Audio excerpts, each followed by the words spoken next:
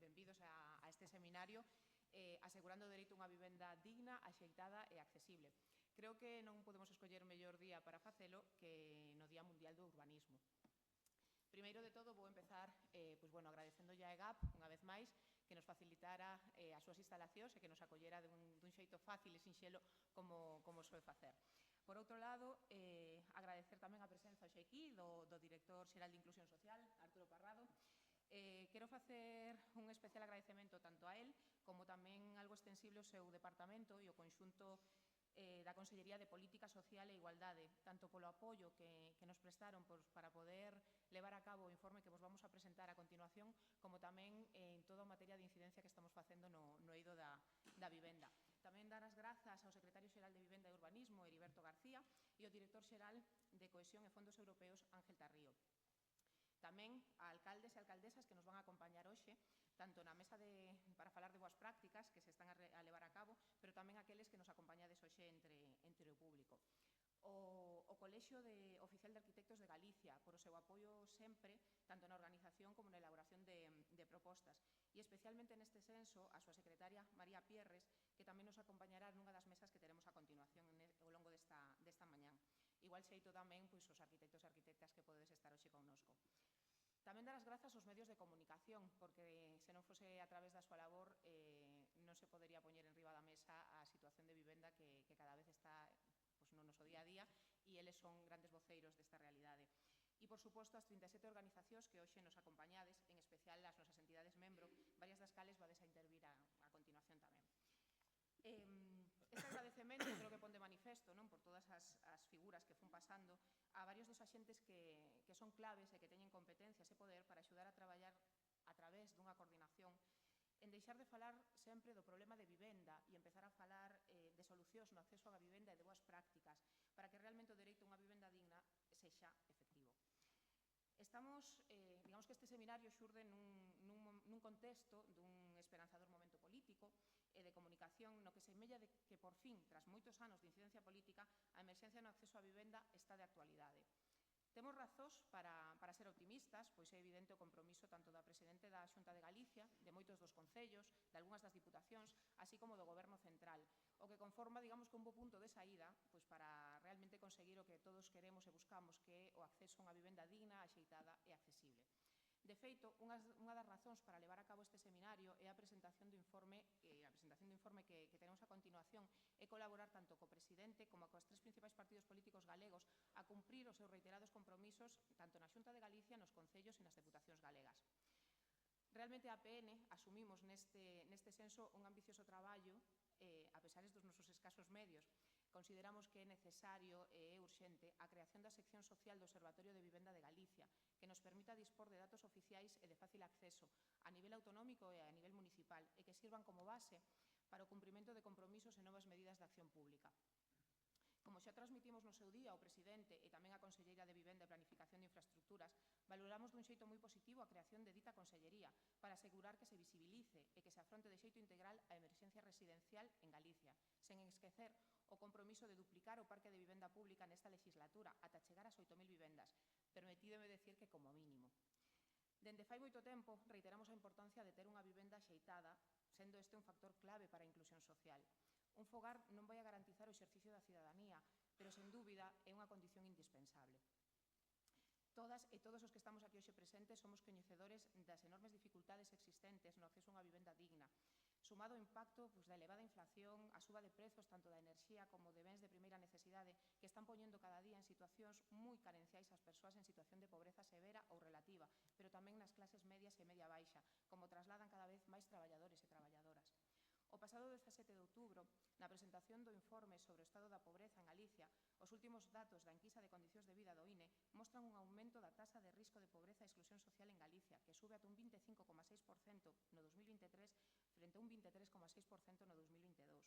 Unha preocupación que vimos de confirmar ante o aumento da taxa de privación material e social severa, que alcanzou o 6,3% no 2022 e que sigue en aumento no 2023 en un 8,2%. A pesar de que, como vos decía, estamos nun momento esperanzador na política actual, debemos confesar que, ou debo vos confesar, que ás veces temos a sensación de que non se acaba de entender A palabra emerxencia cando falamos de vivenda, pois as medidas que se están a levar a cabo non están a dar a resposta urxente ás situacións severas de exclusión residencial cun enfoque de prevención e cun impacto no curto prazo. As políticas de vivenda precisan afrontar varios retos para garantir a súa efectividade e non perder o enfoque de dereito social.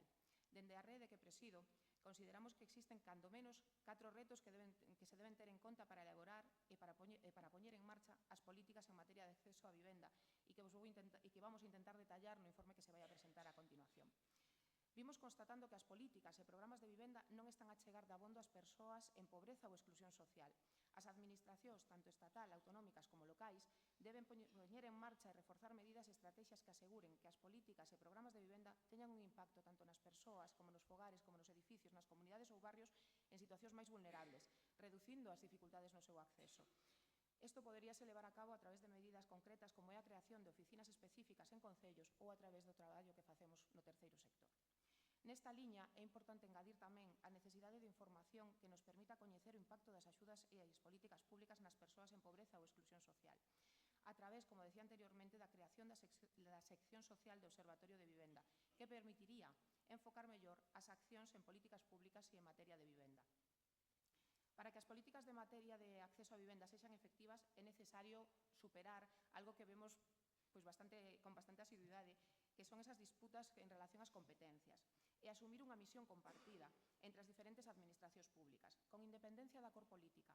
Debemos comprender que as emerxencias só se van a resolver cando existe un obxectivo compartido, traballo conxunto e se facilitan recursos para facelo efectivo.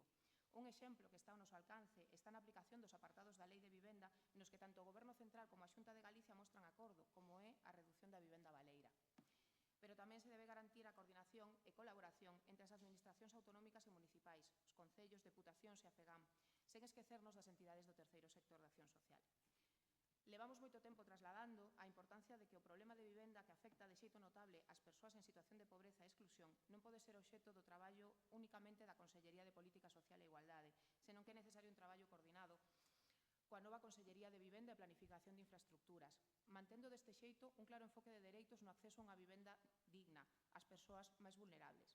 Do mesmo xeito, é obrigada esa coordinación dentro dos concellos, nas concellerías de Urbanismo e de Servicios Sociais. Avanzar en políticas de acceso á vivenda significa tamén aproveitar as oportunidades que veñen tanto dende a Comisión Europea, do novo Comisario de Vivenda ou a través dos fondos europeos, veñan de xeito directo a Galicia ou a través do Estado.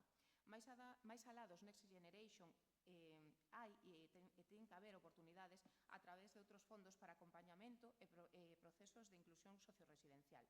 Do mesmo xeito, na reformulación do Plan Operativo do Fondo Europeo de Desarrollo Regional, creemos imprescindible apostar por programas de fomento de eficiencia enerxética en vivenda, en áreas donde están moito máis afectadas, como pode ser donde nos atopamos con infravivenda, chabolismo, deficiencias constructivas, insalubridade, lugares degradados e falta de accesibilidade. Por último, demandamos a necesidade de incorporación do terceiro sector social coa súa filosofía de non ter ánimo de lucro como axente social imprescindible nos procesos integrais, tanto a medio como longo prazo, da inclusión socioresidencial. De igual xeito, na provisión e xestión de vivenda accesible.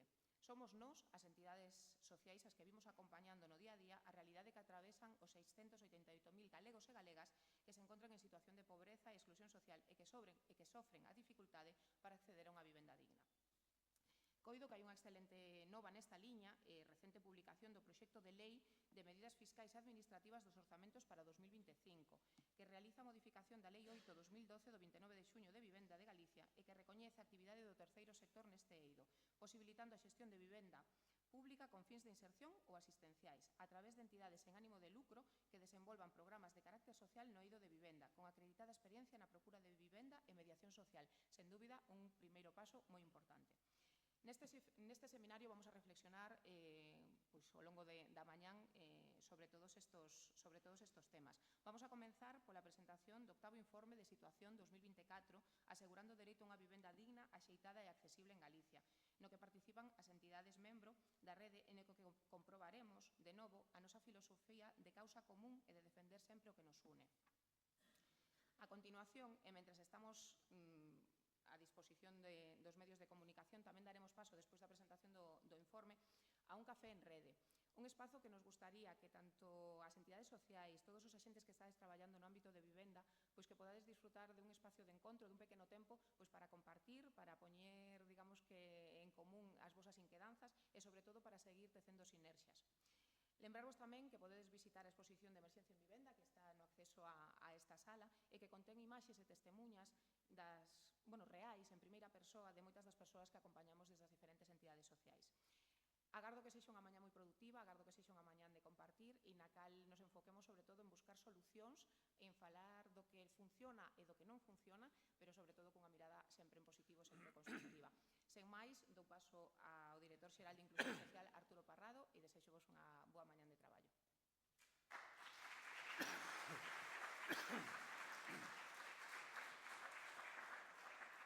Pois moi bons días a todos e a todas. Moitas gracias, Ana, e a EPN por invitarnos, ¿no?, para participar non só neste acto de inauguración, de presentación destas xornadas, sino despois tamén para participar nesa mesa de diálogo, de retos, de obxectivos e de políticas que desde as distintas administracións pois vamos a poñer, temos que poñer de cara a conseguir pois ese objetivo fundamental que as persoas podan acceder a unha vivenda digna, a unha vivenda asequible e unha vivenda accesible, como é o título deste seminario. Saludar a todas as entidades sociais que estades aquí presentes, distintos técnicos de administracións, arquitectos, compañero Ángel Tarrío, que creo que está aquí, tamén parte importante cos fondos sociales europeos, e despois tamén nos acompañará pois, nesa mesa o secretario xeral de Vivenda. Creo que, como decía antes, felicitar a EPN por o seu traballo, ¿no?, por o seu traballo que realiza ao longo de todo o ano en unha área importante como é presentando sempre proxectos, presentando medidas e facendo tamén pois aquelas aportacións necesarias en medidas de loita contra a pobreza e a exclusión social que para nós, para a administración, pois son importantes de cara a reducir esas tasas de pobreza que é o obxectivo fundamental. E tamén felicitaros pola realización, ¿no?, deste seminario sobre un tema candente, un tema que está de actualidade, un tema de máxima importancia como é o tema da vivenda.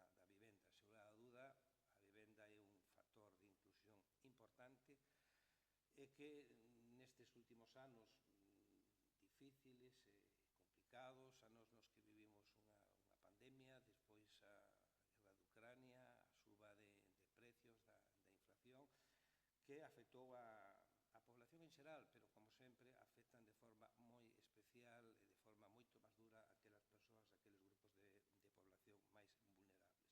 Reducción de ingresos, esa reducción de oportunidades tamén, pois fai que se agudicen, non, tamén ca necesidade de acceder a unha vivenda.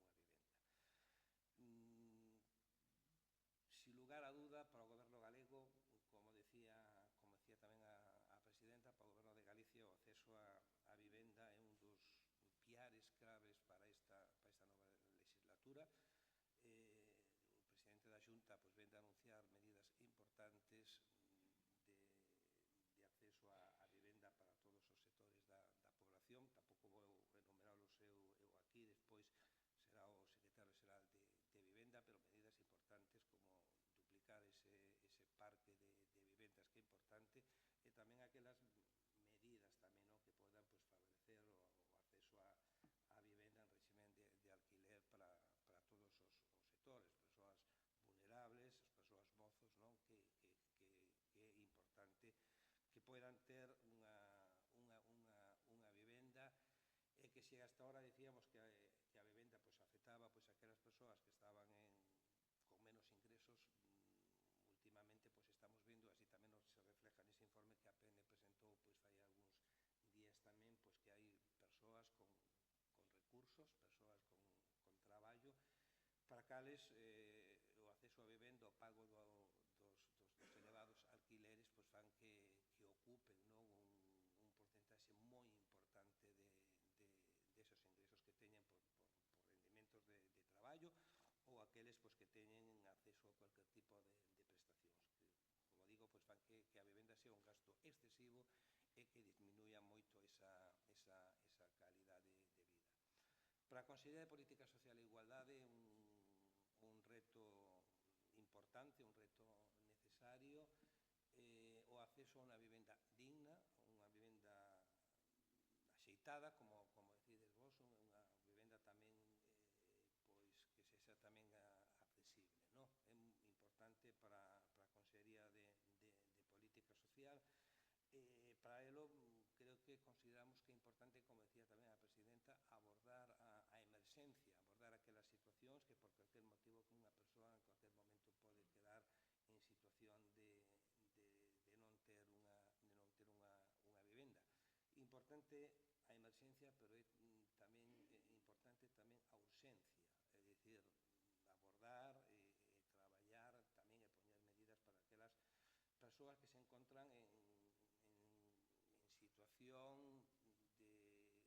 levar xa pois algún tempo, non, nesta situación e que é necesario pois poñer en marcha pois medidas de cara á inclusión residencial con recursos de media ou longa estancia inicialmente, pero que depois poidan ser, e así apostamos desde a Xunta de Galicia, por medidas innovadoras, medidas de atención directa á persona, é dicir, poñer, como decimos sempre, como ten que ser e como é a realidade, poñer a persoa no centro, detectar as súas necesidades e poñer en marcha medidas pioneiras por cales apostamos, e vimos apostando da Xunta de Galicia, da Consellería de Política Social e Igualdade, medidas de Housing Fair, medidas de Housing Net, pois que podan acompañar, no? Que podan pois, incidir e que poñan primeiro a vivenda e despois poder traballar ca persoa con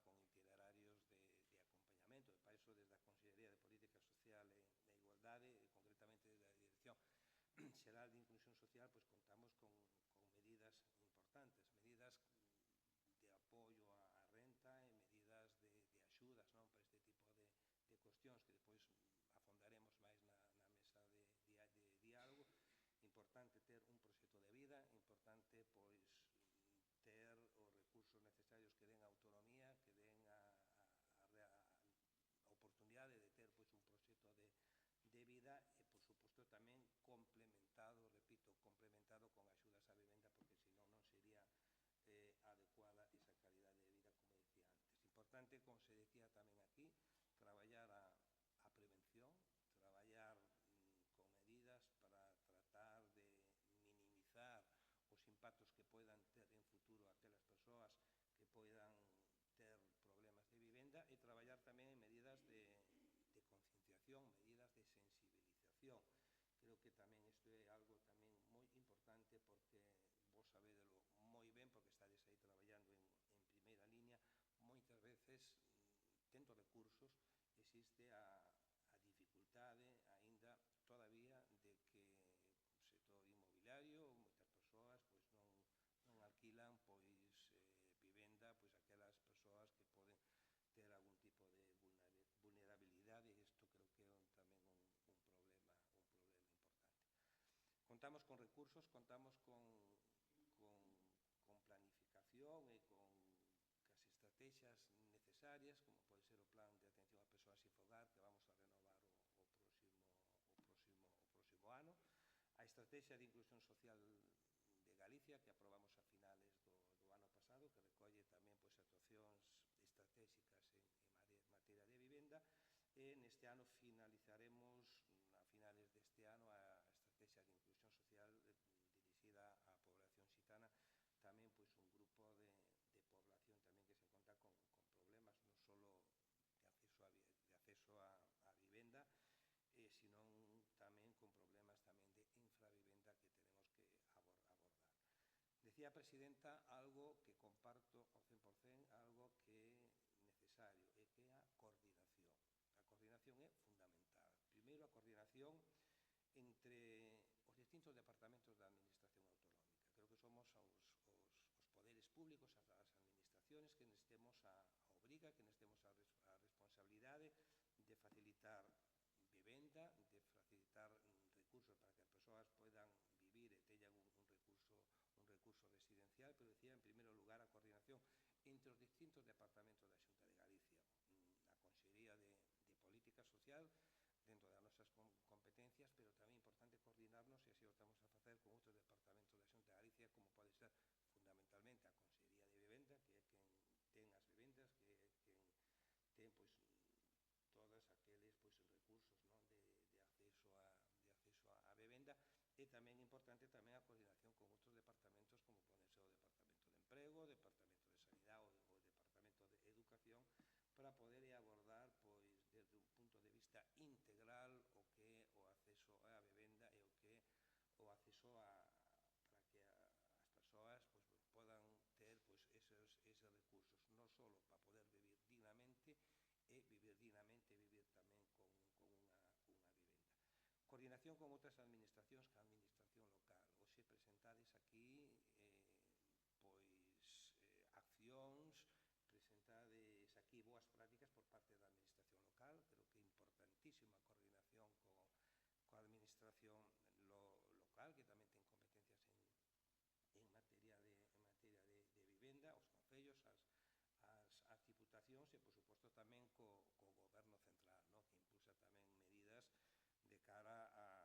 e, por suposto, tamén co goberno central, no? Que impulsa tamén medidas de cara a mellorar este problema grave como é o problema da vivenda, e tamén aproveitando, por suposto, todos os fondos europeos que se poñen a disposición.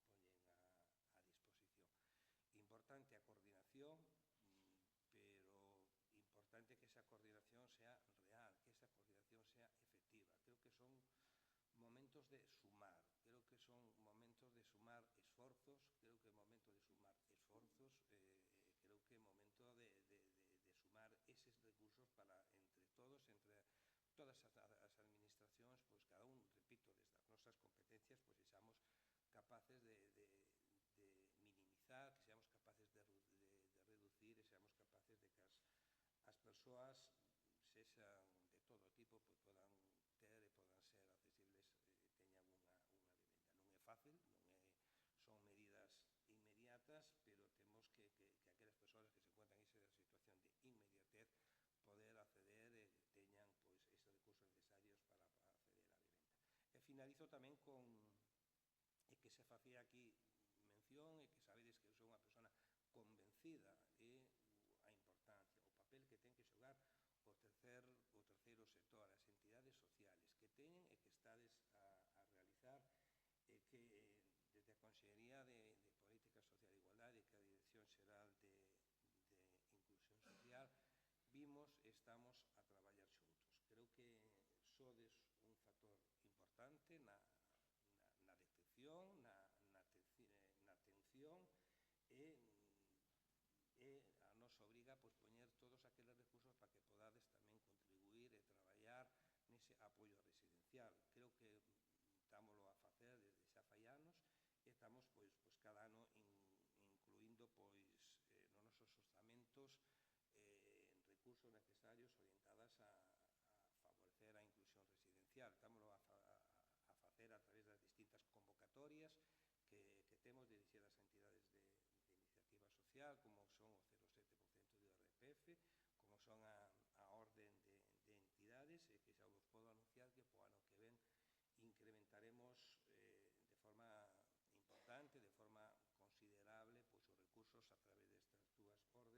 po ano que ven incrementaremos de forma importante, de forma considerable, os recursos a través destas dúas ordes, e vamos a ter máis de 22 millóns nun ano para medidas de atención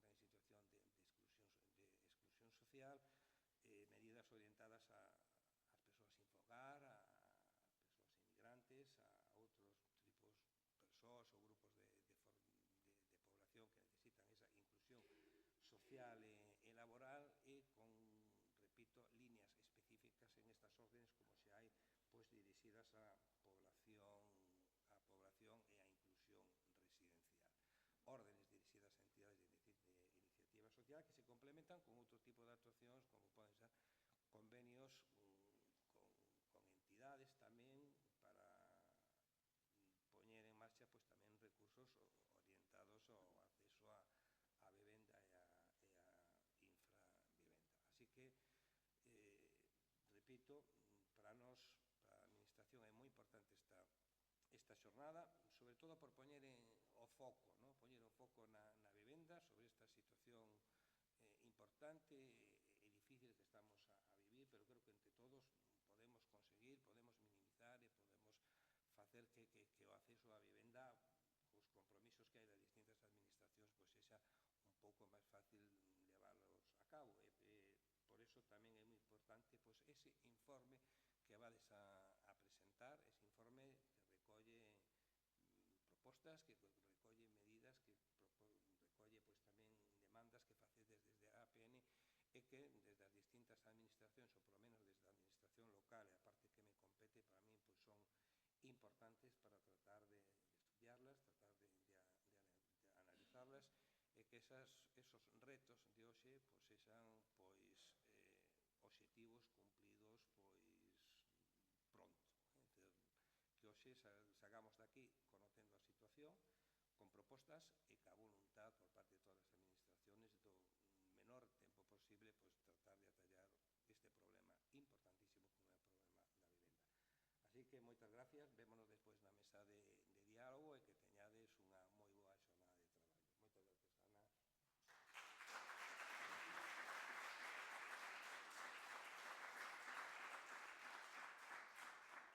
Dou paso ao meu compañeiro, director de APN, Xosé, para pasar a presentar o informe que nos trae hoxe aquí. Bueno, pois, bos días a todas e a todas e vamos a ir coa presentación deste informe.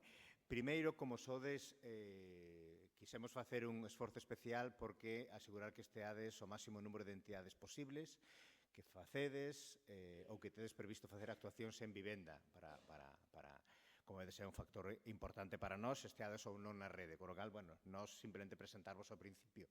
A APN Galicia é unha rede de entidades do terceiro sector que o que nos dedicamos é a incidencia política. Temos o factor de lobby, é dicir, o que nos encargan as nosas entidades membros, as nosas 34 entidades membro, que fagamos investigación, que fagamos incidencia política e que fomentemos a participación social das persoas en pobreza ou exclusión social. Esta foto, bueno, non é casualidade, este mesmo espacio, hai 4 anos, pois fixemos un encontro de participación de persoas en pobreza e ese 4 anos nos centramos na emerxencia vivenda. Foi onde empezamos a lanzar con máis forza a campaña de emerxencia vivenda e chegamos aquí, con cal é un xeito tamén de rendición de contas. Co cal, bueno, pois ese é o noso traballo e o das 34 entidades membro que nos representan. Como moitas delas son federacións, pois ao final, bueno, pois acabamos estando ou pretendendo falar en nome de casi 150 entidades membro. Por que facer un informe destas características? Este octavo informe, que se fai público por primeira vez, bueno, pois intentamos con el analizar as casuísticas máis graves do acceso á vivenda e ver un pouco o seguimento, as boas prácticas e os retos que quedan por facer o moito que queda por facer para asegurar o dereito a unha vivenda digna, aceitada e accesible. É o octavo informe, é dicir, os outros 7 non nos fixemos públicos, pero sí nos serviron desde que na Asamblea do 2017 se planteou que había que afrontar o tema que iba a agravarse nos próximos anos moito o acceso a vivenda e se planteou que tiñamos que empezar a comunicar sobre estes temas e a investigar un mundo de problema, é dicir, me acordo da sensación cando dixeron, pues a ver como nos metemos aquí en isto, porque é un informe, empezamos a facer este informe no seu día e xa a partir do 2021 empezamos a facer este encontro de participación, unha campaña en toda España que coordinamos desde Galicia, a campaña de Emergencia Vivenda, que apoyaron case 700 organizacións en toda España, é dicir, bueno, pues daqueles anos de predicar no deserto, bueno, desta evidencia da emerxencia do acceso á vivenda como un factor que para vós e para as entidades é evidente, é un factor que está impedindo, de facto, a moitas persoas en pobreza e exclusión salir da pobreza. Non só a persoas en pobreza, sino tamén, en moitos casos, a moitas das nosas traballadoras e traballadores con salarios 1.200, 1.300 euros, bueno, con subida de precios de alugueiro, estamos tamén detectando, e se detectan nos datos estadísticos, problemática tamén deste tipo. Co cal, bueno, octavo informe é obrigado a recoñecer tamén a Dirección Xeral de Inclusión Social, bueno, pois que durante estes 7 anos predicando no deserto a veces, bueno, pois contar sempre co apoio e as posibilidades para poder ir facendo ese informe que nos serviu para incidencia política, non? Dende a nosa misión de pôr en primeiras persoas fogares ou barrios con maiores niveis de pobreza e exclusión social, o informe e o seu resumen executivo, que xa podedes consultar na web, non vedes no código QR que está aquí, tal, comeza cun análisis, bueno, primeiro do contexto e das oportunidades do novo marco europeo, estatal e galego. Logo sigue cun detalle de análisis obxectivo, de boas prácticas e de avances en cada unha das varias problemáticas as que tedes na exposición. Non as vou detallar e as van agora ir falando neste montón de elementos e factores e facianas que ten este aspecto. En cada un deles quisemos ver datos obxectivos, en que se avanzou, porque creemos que hai algúns que sí se avanzou, pero sobre todo centrarnos en que retos e demandas temos pendientes de actualizar. Logo, finalmente, realizamos un análisis tamén dos 4 retos transversais que comentou a presidenta no seu discurso, de comentar que vamos a referirnos tamén aquí, e facemos un análisis un breve, o intentamos, porque para os medios que temos é extraordinariamente complexo facer un análisis, non digamos do impacto en Galicia do Plan Estatal para o Acceso a Vivenda 2025 e exactamente igual de difícil do Pacto Social de Vivenda en Galicia 2021-2025. Bueno, é algo que, como decimos, xa o citou a presidenta, esta necesidade de que se cree canto antes a sección social do Observatorio de Vivenda. É unha das claves deste seminario que vamos transmitir en todos os sitios. De momento somos nós, pero somos a sección social do Observatorio de Vivenda, pois quisámola facer nós as entidades e as que estades aquí, que sin cales non teria sido posible, sin o papel das entidades membros do grupo de vivenda. E, finalmente, tamén no informe facemos un análise que fixemos nas pasadas eleccións autonómicas, pois de comparación de programas e ver, tanto en Partido Popular, en BNG e en Partido Socialista, en que puntos relacionados coa vivenda hai acordo, que hai moitos puntos de acordo nas políticas de vivenda. Nos non entendemos desde o punto de vista de incidencia política a veces a confrontación, a realidade que despois, cando se leen documentos e cando se traballa, hai moitos máis aspectos que unen e nos que se poden traballar e que iso facilita tamén a relación nas administracións nas que gobernan. Como decía, este informe tamén está feito desde os nosos medios, por lo tanto, os nosos medios son escasos e o que é difícil é a dispersión e calidade das fontes atopada, da falta de indicadores claros de impacto, é dicir, revisar as centenares de fontes que tuvemos que facer o equipo de APN Galicia para en cada un dos apartados, que máis ou menos sean coherentes, que intentar poñelos, intentar sempre utilizando primeiramente como vontade de rigor que intentamos que sempre nos caracterice fontes públicas e oficiais, inda que en algún caso recurrimos tamén no informe a fontes privadas, pero é un traballo específico e complexo que, insisto, non tería sido posible sin o apoio das entidades, do conxunto das entidades, pero especialmente das que estades no grupo de vivenda.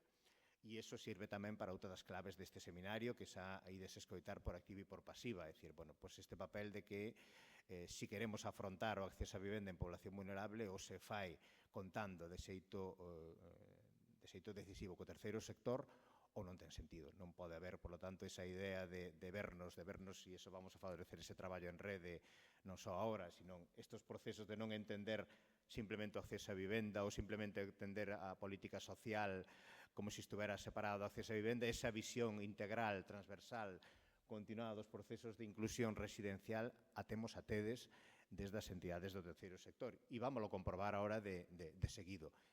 Intentamos nun acto que vai ser breve, a presentación, dinámico, intentamos, pero ides ter unha mostra do que é o terceiro sector social en acción. Vendo a representantes das nosas entidades, as que estades no día a día, traballando este aspecto, facendo. Co cal, sin máis, vamos a ir fluindo. Deixo-vos en primeiro lugar para que vos conte a necesidade e a situación de por que falamos dunha emerxencia de vivenda, coa socióloga e coordinadora deste informe, Nerea Rivero. Así que, Nerea, moitas gracias e sigues.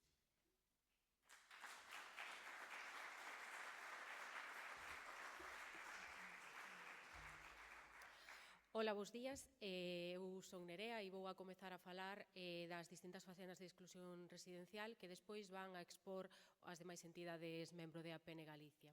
No meu caso vou falar da vivenda como un aspirador de rendas. O elevado gasto en vivenda nin digna nin accesible está a actuar como un aspirador de rendas que obriga as persoas en pobreza a priorizar uns gastos sobre outros. Na calidade de alimentación, por exemplo, e tamén impide que haxa éxito nos procesos e medidas de inclusión social.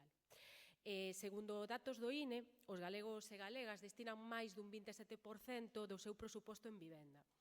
Este esforzo, por suposto, é maior nas persoas en pobreza, pois o 22% da poboación en pobreza tiña gasto elevado en vivenda. Isto quere decir que gastaban máis do 40% dos seus ingresos en vivenda. É unha cifra moi superior á do resto da poboación, no caso que era un 4,8% tiña gastos elevados en vivenda. Se vamos aos datos de alugueiro, aquí é onde podemos ver onde está a maior problemática, é que o Banco de España nos di que máis dun 35% dos fogares das cidades galegas destinan máis do 40% ao pagamento do alugueiro, é dicir, incorren en sobreesforzo económico. Esta cifra baixa ata o 30% no caso da periferia e das áreas urbanas. En canto aos avances e boas prácticas nesta materia, nos últimos anos en Galicia convocáronse axudas para pagar o alugueiro e facilitar o acceso á vivenda.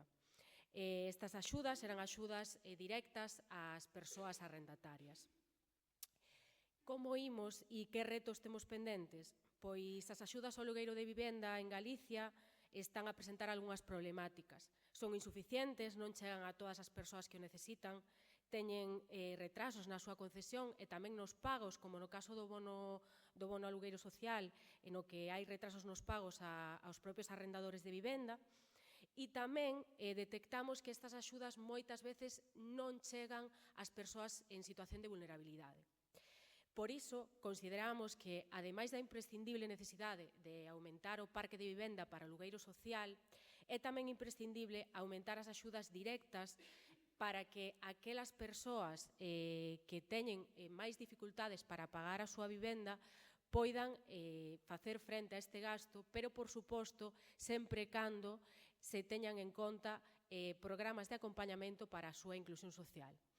No caso da Risga, existe un complemento do alugueiro que, ante o elevado incremento dos gastos en vivenda, é preciso continuar a incrementar, de xeito xeral, dun 10 a un 25% do IPREN e dun 15 ao 40% do IPREN no caso das familias con nenos, nenas ou adolescentes.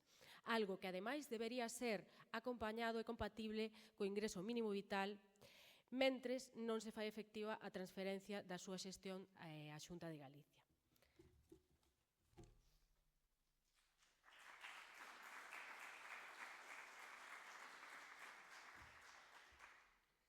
Bo día, son Carla da ONG Mestura e vou falar sobre o encarecemento do alugueiro. O prezo do aluguer leva anos experimentando unha suba imparable e insostible. Unha cantidade que ten un gran impacto no orzamento dos fogares en situación de pobreza e exclusión. Estamos a falar de incrementos na renda de alugueiro de máis de 180 euros na última década, estando a media en cidades como A Coruña, Vigo ou Pontevedra por riba dos 600 euros. Este aumento obedece, dende a nosa perspectiva, a distintas causas que desenvolvemos no informe e que é preciso abordar. Temos claro que unha das causas principais é a escaseza da oferta de vivenda para alugar. Ante esta situación, cabe preguntarse que mecanismos existen para frear o crecemento destes prezos, como, por exemplo, é a Lei 12/2023 do 24 de maio polo dereito á vivenda, que no seu artigo 18 proporciona mecanismos ás comunidades autónomas para a regulación ou limitación dos prezos, coa declaración de zonas tensionadas. En Galicia, a Consellería de Vivenda e Planificación de Infraestructuras manifestou a súa disposición a declarar as zonas de mercado residencial tensionado, naqueles municipios que o soliciten e cumplan cos requisitos establecidos. Queda pendente ver cando e como se aplica esta medida e agardar o impacto que poida ter.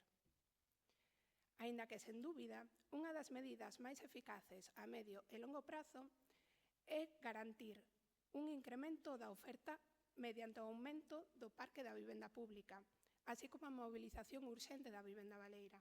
Pero xa veremos máis adiante como están a avanzar as políticas públicas nestes dous eidos. Por último, non podemos esquecer o impacto que ten o crecemento das vivendas de uso turístico, as denominadas como as BUT.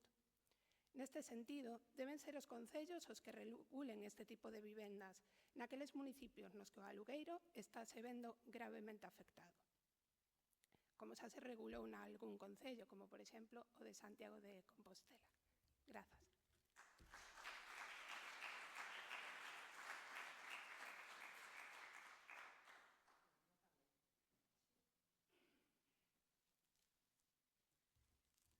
Bueno, soy Nuria Cuña, soy de la Fundación Erguete Integración e vou falar dunha das formas máis graves de exclusión residencial, que é o senfogarismo.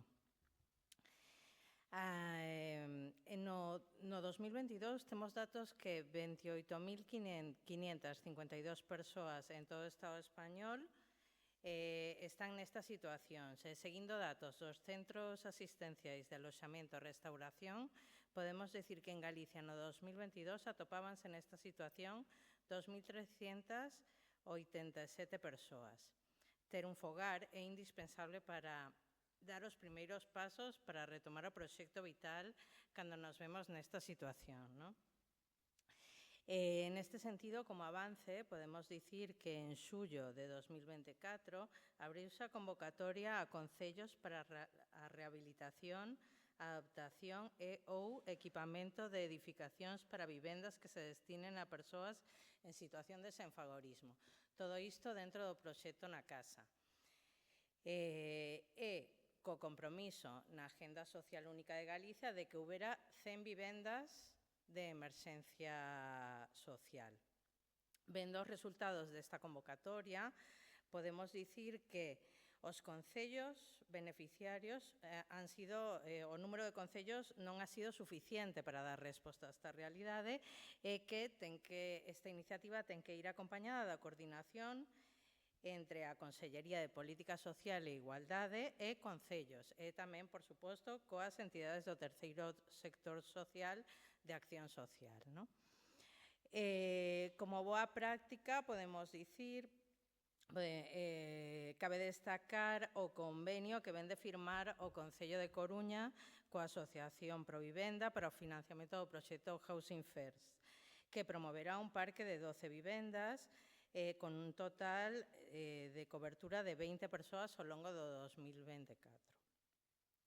Reto pendente, cara ao 2028, as administracións deben traballar para a reducción do 50% das persoas que atópanse sen fagorismo.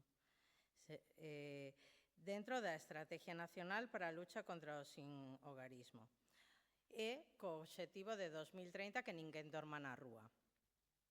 Son escasos os avances que estánse a facer nesta materia.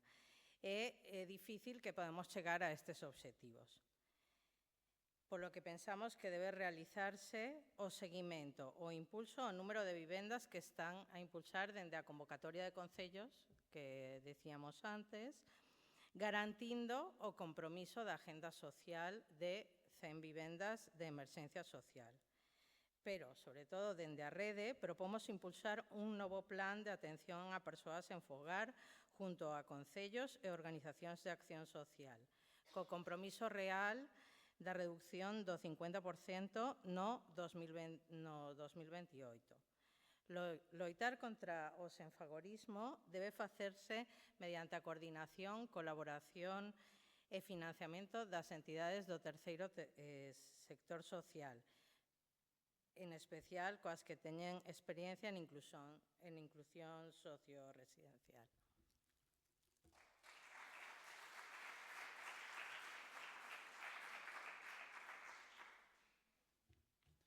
Buenos días, yo soy Juan Carlos, vengo de Secretariado Gitano y vengo a hablar sobre infravivienda y chabolismo. La infravivienda es la vivienda que no reúne las condiciones básicas para poder vivir, como pueda ser problemas en la infraestructura básica, el deterioro del entorno, viviendas insalubres, viviendas inadecuadas e inseguras que, por ejemplo, no cuenten con un respaldo legal, como por ejemplo un contrato, o aquellas en las que no haya la seguridad para todos los miembros y que pueda haber algún tipo de violencia. Y además también el chabolismo. En Galicia, según los informes presentados, existen aproximadamente 47.000 hogares que están declarados como infravivienda. 3 de cada 10 residen familias de la comunidad gitana, casi un 30%. De este 30%, un 13% a día de hoy son chabolas, siendo Galicia la comunidad autónoma con más presencia relativa en este tipo de vivienda. A pesar de ser 7 veces superior al registrado en el conjunto de España, sí que es cierto que es la mitad con la que se contaba en el año 2007, gracias a buenas prácticas como, por ejemplo, el realojo parcial del barrio de Ocarqueixo en Lugo y el realojo total de la Conservera Celta y de Penamoa en Coruña. En otras provincias, como Pontevedra o Ourense, se produce un incremento de este tipo de vivienda, aunque si bien es cierto que en Coruña y en Lugo está más reducido, aún queda mucho trabajo por hacer, como por ejemplo en Arrañas o en Oportiño. ¿Qué retos tenemos pendientes? Es necesario elaborar y definir una estrategia de actuación para la erradicación del chabolismo y de la infravivienda a través del Plan Estatal del año 2022-2025 y de las medidas que están por realizarse con la Administración desde hoy hasta el año 2030. Estas estrategias deben ir lideradas por la Consellería de Vivienda, el Instituto Gallego de Vivienda y Suelo, la Consellería de Política Social, con la que ya colaboramos en algunos programas de vivienda, aunque sí bien es cierto que los objetivos ahora mismo son diferentes. Con soluciones que combinen medidas de realojo para todas las familias, contando con el apoyo y el acompañamiento integral a todas las familias, como ya hemos hecho en otros casos. Gracias.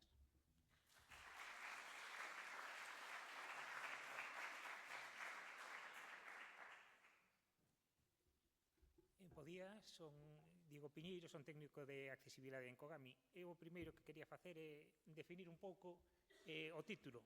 A accesibilidade universal como concepto, cada un ten quizás o seu, pero queda definido en documento.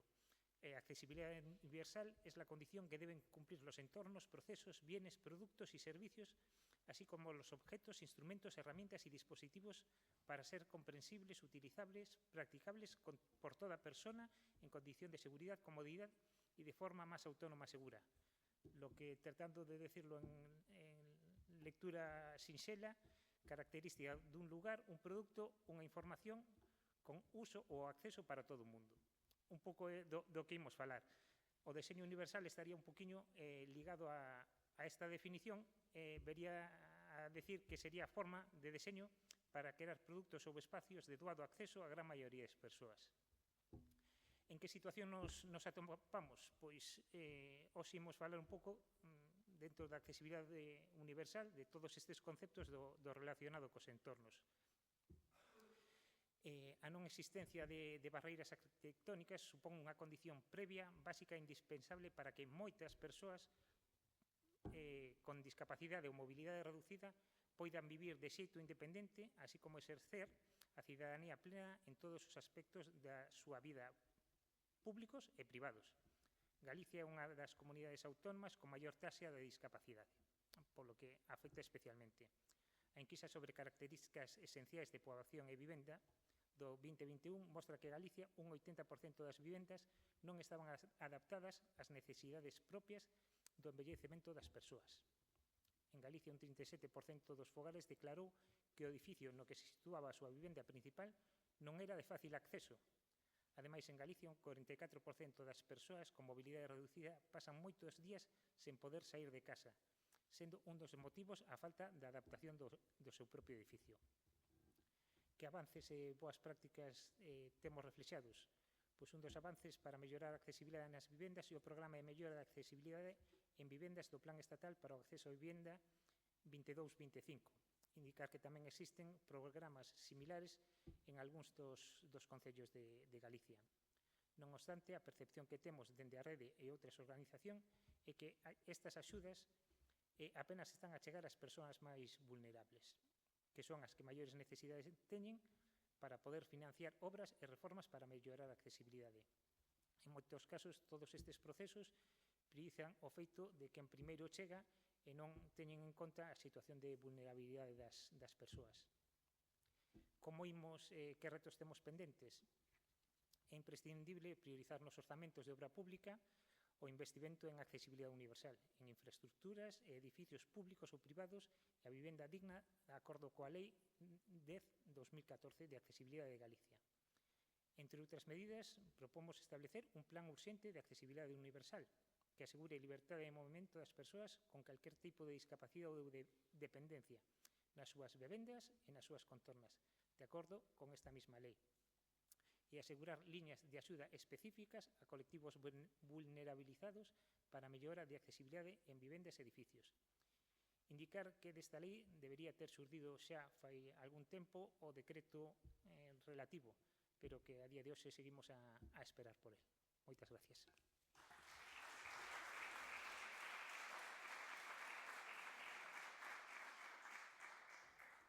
Bo día, eu son Viviana, veño de Caitas Diocesana de Tui Vigo e veño a presentar o apartado de deficiencias nas condicións de habitabilidade das vivendas, a insalubridade e a pobreza enerxética. Bueno, para comezar a situación, primeramente falaremos da situación na que se encontran as vivendas. É moi importante destacar que, ademais da disponibilidade e a posibilidade de acceso a unha vivenda a nivel económico ou a nivel físico, é tamén importante o estado no que se atopan esas vivendas. Queremos falar, segundo a enquisa de características esenciais da pobreza e as vivendas do ano 2021, en Galicia máis de 240.000 vivendas non estaban nun bo estado de conservación, é dicir, estaban en malo ou en regular estado de conservación, o que supón un 22,2% do total, que é unha cifra bastante significativa. A inestabilidade residencial ou vivir nunha vivenda inadecuada ou insegura impacta directamente no benestar emocional e na saúde psíquica e física das persoas que viven en fogares vulnerables. Pois terían 10 veces máis risco ou posibilidade de sufrir peor saúde. Segundo nos informa o informe de Provivenda, cando a casa nos enferma. Relacionado con isto tamén é as situacións de pobreza enerxética. A pobreza enerxética é un término que apareceu nos anos 90 e que desde fai uns anos, debido ao seu aumento, empezamos a utilizalo moito máis. E a pobreza enerxética é unha situación que afecta a persoas dun fogar que non poden acceder aos servicios enerxéticos esenciais e que o que afecta o que ten efectos negativos no benestar das persoas, que non poden ter a casa a unha temperatura adecuada ou non poden ter accesos a luz ou a calefacción. Vale. Un 21,6% dos galegos e galegas están en situación de pobreza enerxética, o dato máis elevado dende 2004. Segundo o informe de Provivenda deste mesmo ano, rehabilitación justa e sostenible para unha vivienda asequible en España, di que case 9 millóns de vivendas nas que residen, máis de 22 millóns de persoas teñen problemas de illamento e conservación. En Galicia, esta cifra é do 25,3% das vivendas. Vale, que avances e boas prácticas se están levando? Unha das políticas polo que se está apostando nos últimos anos é a rehabilitación das vivendas. Dende a pandemia, en Galicia, a rehabilitación de vivenda creceu o dobre que a obra nova, principalmente por parte de propietarios particulares. Moi probablemente tamén motivado polas liñas de axudas da Xunta de Galicia no marco do programa Next Generation da Unión Europea nos últimos anos. A Xunta puso en marcha diferentes convocatorias neste respecto. Como imos, que retos temos pendentes? Un dos obxectivos claves para o éxito desta liña de apoio é facelo máis accesible. É dicir, necesitamos reducir a burocracia para que todas as persoas podan acceder, especialmente aquelas que estén en situación de vulnerabilidade. Para garantir que así as axudas cheguen á cidadanía, especialmente ás persoas en situación de vulnerabilidade, propomos asegurar a creación dunha oficina de proximidade e un axente rehabilitador ou servicio de vivenda en cada concello, maior de 20.000 habitantes. As oficinas de rehabilitación integral das zonas ARI ofrecen unha gran oportunidade no ámbito local para chegar a familias vulnerables que teñen especiais dificultades para acceder ás axudas en materia de vivenda. Un exemplo pode estar no Concello de Silleda, que puxeron en marcha este tipo de oficinas. É clave aproveitar a oportunidade do Fondo Europeo de Desarrollo Integral, os fondos FEDER, para incluir actuacións de fomento de eficiencia enerxética en fogares, barrios e áreas nos que residan persoas vulnerables.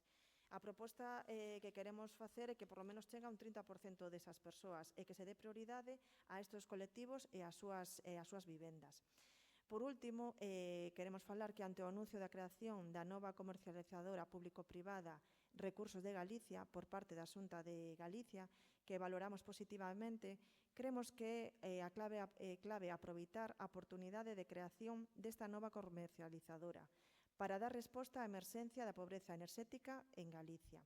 Polo que dende APN Galicia propomos á Consellería de Economía e Industria que a nova comercializadora de enerxía que xogue un papel activo na garantía do suministro eléctrico das persoas vulnerables, perceptores de rendas mínimas ou apoio á vivenda do Parque Social Público. Grazas.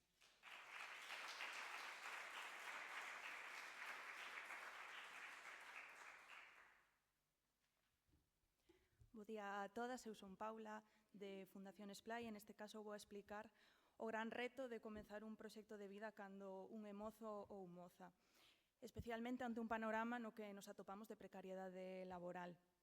Actualmente un mozo, unha moza que quere independizarse, que quere emanciparse, atópase que no mercado de alugueiro o precio mediano da vivenda é de 968 euros. Esta é unha cifra que non ten en conta todo o custe das suministracións.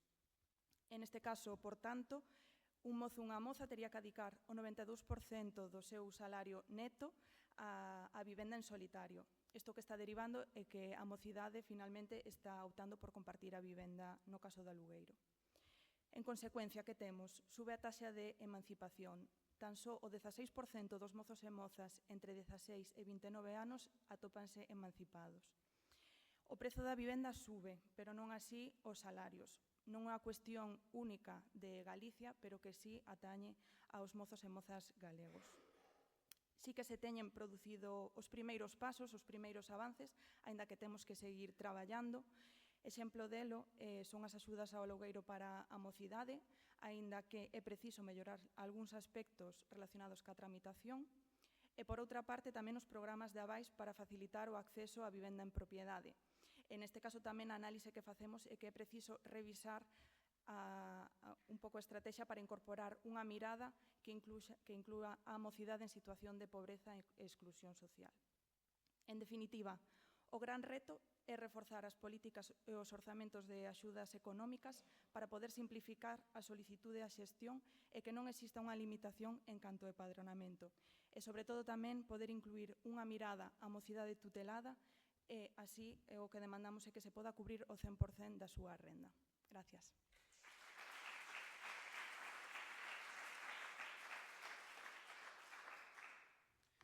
Bo día, son Javier Hermida, vicepresidente de APN, estou tamén pola Federación Alzheimer Galicia. E veño falar da necesidade dun alugueiro social.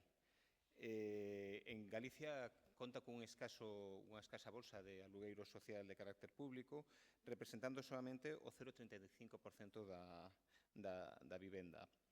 3 veces menos que a situación estatal e 30 veces menos que a situación dentro da Unión Europea. No rexistro contamos con 3.819 vivendas en réxime de alugamento e no rexistro de demandantes de Galicia contamos con 13.600 persoas. A todas luces escasa.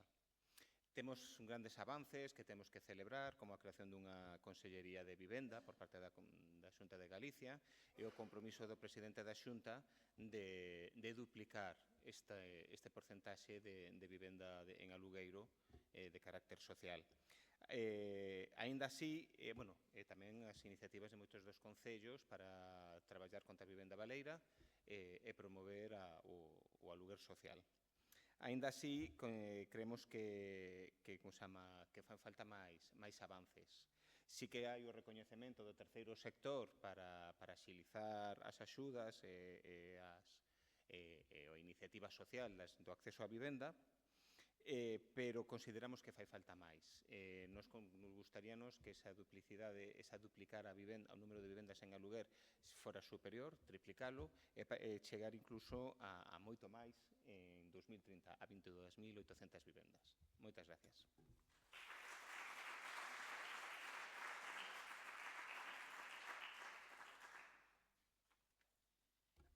Bo día, son Javier Maillo da Fundación Juan Soñador e veño falar dos desafiuzamentos en Galicia.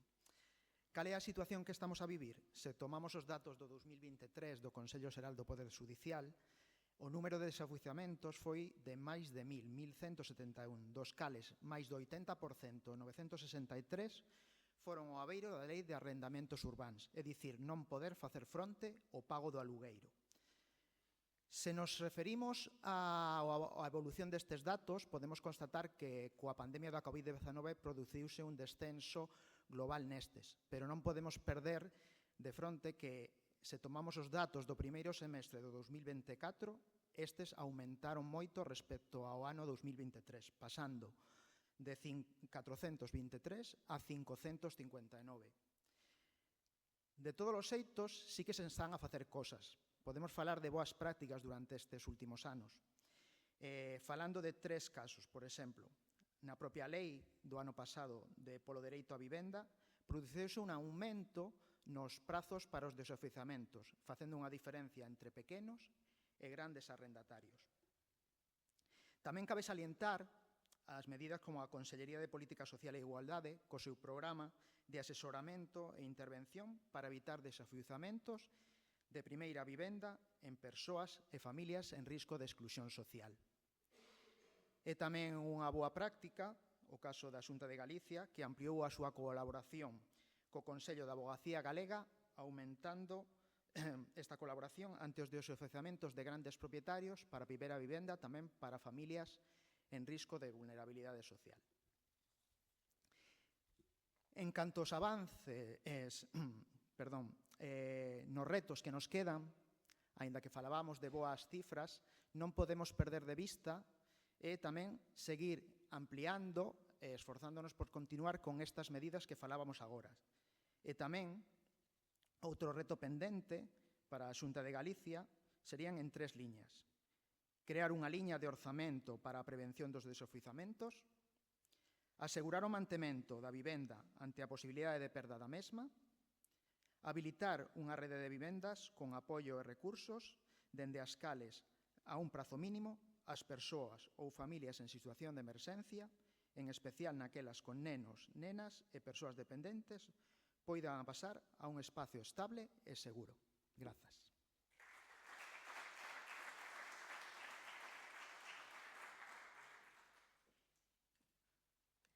Bo día a todas e todos, eu son Tamara Balboa, son a coordinadora do CDR Portas Abertas e veño a falar da situación da vivenda baleira con especial incidencia da situación do medio rural, que é a realidade que eu máis coñezo. Como datos así máis destacables, pois temos que o 28,8% das vivendas galegas están deshabitadas, hai 500.000 de vivendas en todo Galicia deshabitadas e Galicia, en relación coa súa poboación, pois é a comunidade, xunto con Andalucía, que máis vivendas baleiras ten en toda España. En referencia ás 7 cidades galegas, suman máis de 90.900 vivendas baleiras. Se facemos referencia aos concellos de máis de 10.000 habitantes, dos 20 concellos de toda España con máis de 10.000 habitantes que máis vivenda baleira teñen, 10 deles son galegos. A cabeza está Mos, Monforte de Lemos ou Verín, da comarca na que eu veño, que ten un 38% de vivenda baleira. Se llevamos os concellos de menos de 5.000 habitantes, temos o alarmante dato de que hai varios concellos con máis do 75% da vivenda baleira. Por exemplo, entre esta situación está Cuntis ou Laza, tamén da miña comarca, que ten máis do 75% da vivenda baleira. A dificultade de acceso á vivenda é un problema que agrava todavía máis as situacións de exclusión social que están vivindo moitas persoas no medio rural, as que se lle una tamén a exclusión territorial. E todo isto dificulta, pois, todavía máis a súa situación de vida. Esta é unha dificultade que non só sufren as persoas en situación de exclusión social, sino tamén moitas persoas que se teñen que desplazar ao medio rural por motivos laborais, persoas do ámbito sanitario, do ámbito de educación. É dicir, que todavía a dificultade de acceso á vivenda fai menos atractivos o acceso á cobertura de determinados postos. Tamén dificulta moito o acollemento de novas persoas poboadoras. Eu creo que é un dos principais problemas que hai hoxe en día para o acollemento de novas persoas poboadoras no medio rural. Fíxose algúns avances, hai que salientalos, o programa de mobilización de vivendas en alugueiro da Xunta de Galicia, aínda que neste momento os resultados son bastante escasos, algunhas medidas de concellos e diputacións, como a Diputación de Lugo, ou concellos como de Ames ou de Pedrafita do Cebreiro, que están facendo esforzos por mobilización de vivenda que está, en algúns casos, en maus de entidades bancarias, como no caso do Concello de Ames, ou esforzos para axudas para a rehabilitación e para que os propietarios poñan esa vivenda no mercado de alugueiro. Tamén a Lei Estatal por o Dereito á Vivenda. A Lei Estatal por o Dereito á Vivenda recoñece que pode haber ou permite que haxa un recargo tributario no imposto de bens inmobles àquela vivenda que este baleira. Polo tanto, os retos que temos a día de hoxe para a mobilización urxente desa vivenda baleira é a aplicación de aquelo que permite esta lei, como decía, a lei polo dereito á vivenda, esta aplicación o aumento da fiscalidade no caso de que a vivenda este baleira e unha reducción da fiscalidade no caso de que a vivenda estea mobilizada, este destinada a un arrendamento con fins sociais. Polo tanto, todavía nos queda moito que camiñar e estes son algúns dos retos pendentes. Moitas gracias.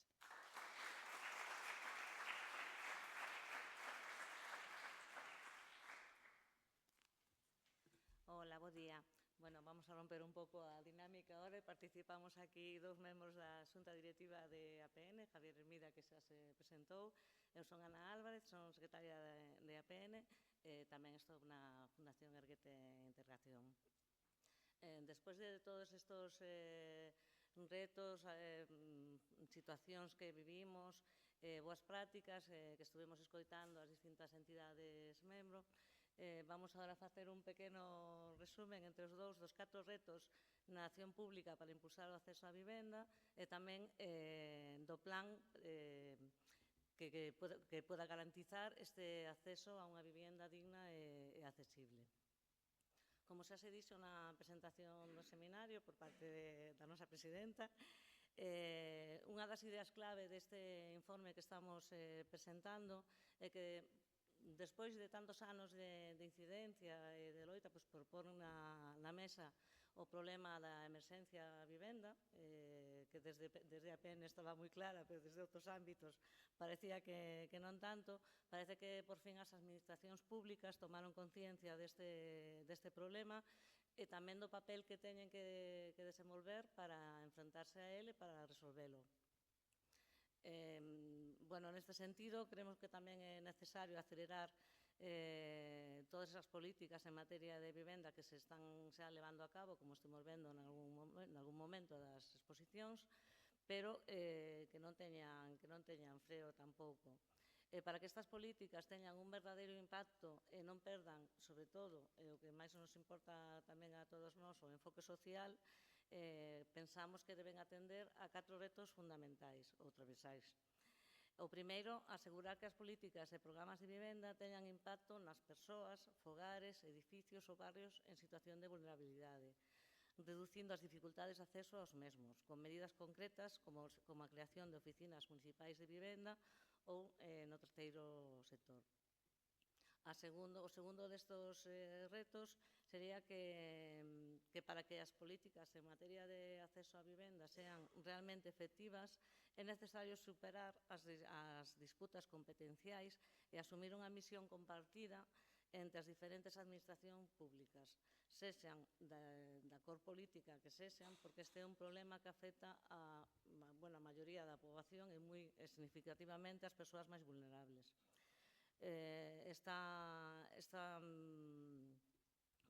Sumar entre as distintas administracións afecta tanto o goberno central, as autonomías e o goberno municipal, os concellos, as diputacións, a FEGAMP e, sobre todo, tamén parecenos moi importante o papel que temos nesta suma de ideas e de accións as entidades do terceiro sector de acción social.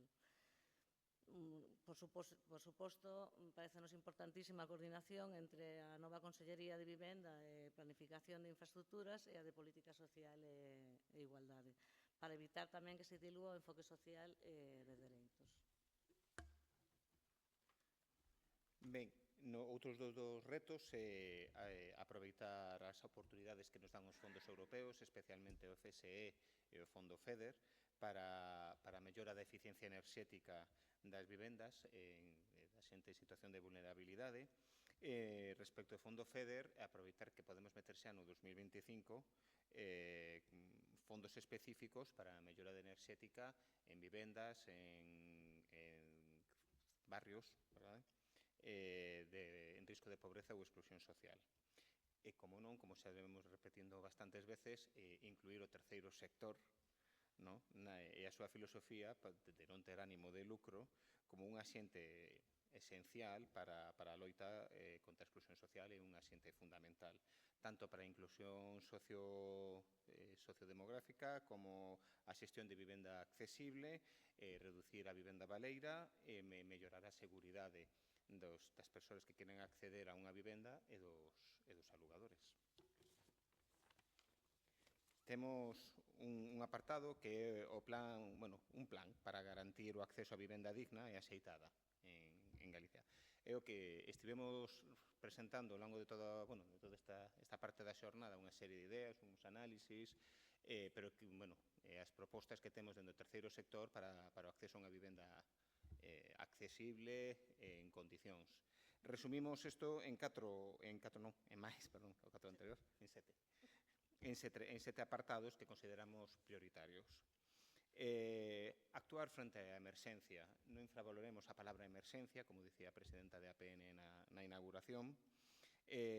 Definir unha estrategia para a erradicación do chabolismo, crear e reforzar unha liña orzamentaria de prevención do desafiuzamento e ter un plan de atención ás persoas sen fogar. Non esquezamos ese compromiso da Xenda Única de Galicia para poñer a disposición 100 vivendas de emerxencia social. Temos tamén o segundo punto, que é promover e fomentar a vivenda pública en réxime de alugueiro.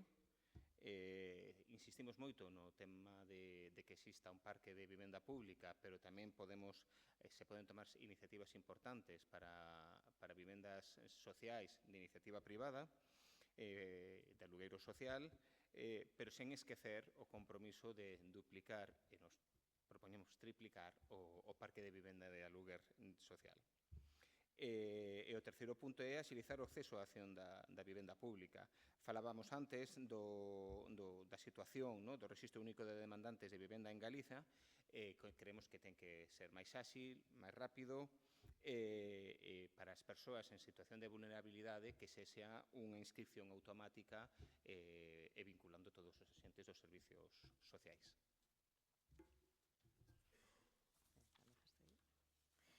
O cuarto punto deste plan sería diminuir a vivenda baleira. Seguindo a senda que establece a Lei de Vivenda, propomos reformular o IBI, o Imposto de Bens Inmobles, desde unha perspectiva de progresividade, aumentando a fiscalidade á vivenda baleira e reducíndoa para as persoas con necesidade ou arrendamento con fin social e o que se recaude nesta vía se destine a políticas de vivenda. O quinto punto é de vivenda accesible, que creo que fai un momento o compañeiro de Cogami nos explicou perfectamente o que significa accesibilidade universal e o necesaria que é, que as administracións públicas deben apoiar a cidadanía e as comunidades veciñais para levar a cabo as adaptacións pertinentes, priorizando nos orzamentos de obra pública o investimento en accesibilidade universal, en infraestructuras, edificios públicos ou privados, o que todo isto supón para ter unha vivenda digna. O sexto punto é facilitar a chegada de axudas á vivenda, suministros a persoas en situación de vulnerabilidade. Isto é moi importante, porque sabemos que existen moitas axudas, pero que estas axudas moitas veces non chegan ás persoas indicadas. Isto é fundamentalmente por falta de información e por falta de acceso a esa información. Entón, sí que consideramos importantísimo crear a creación dunha oficina de proximidade, chamémoslle agente rehabilitador, oficina de proximidade, servicio de vivenda, como lle queiramos chamar, pero un espazo onde estas persoas podan acceder a esa información e saber como poder aproveitar esas axudas que están á súa disposición. En cada concello maior de 20.000 habitantes ou de xeito mancomunado para que en pequenos concellos poda existir tamén este servicio. E, por último, o sétimo punto sería a creación da sección social do Observatorio de Vivenda de Galicia, para que se poida realizar un análise de situación de vivenda en Galicia e dispor de datos oficiais e de fácil acceso a nivel autonómico e municipal e que sirvan como base para o cumprimento do compromiso e novas medidas de acción pública. E, bueno, creo que con este resumen e todas as intervencións anteriores, o informe, desde logo, require unha lectura atenta porque hai moitísimos datos e eu creo que son moi interesantes. E, bueno, nada, daros as gracias por a atención e seguimos.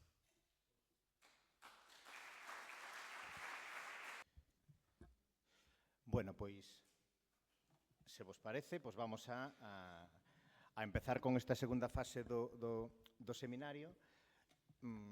A primeira era presentar o que se fai unha primeira versión e esta segunda parte pois é a primeira de moitas pois de quenes están arremangándose para traballar.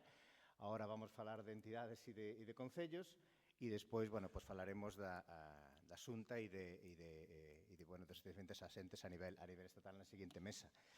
Bueno, esta é unha mesa, dá gusto presentar este tipo de mesas porque é unha mesa de boas prácticas. Entonces, bueno, pois a seguinte xa moderará Íñigo e xa un pouco máis complicada, quizáis, pero esta, bueno, dá gusto porque comentar algo que comentábamos na presentación.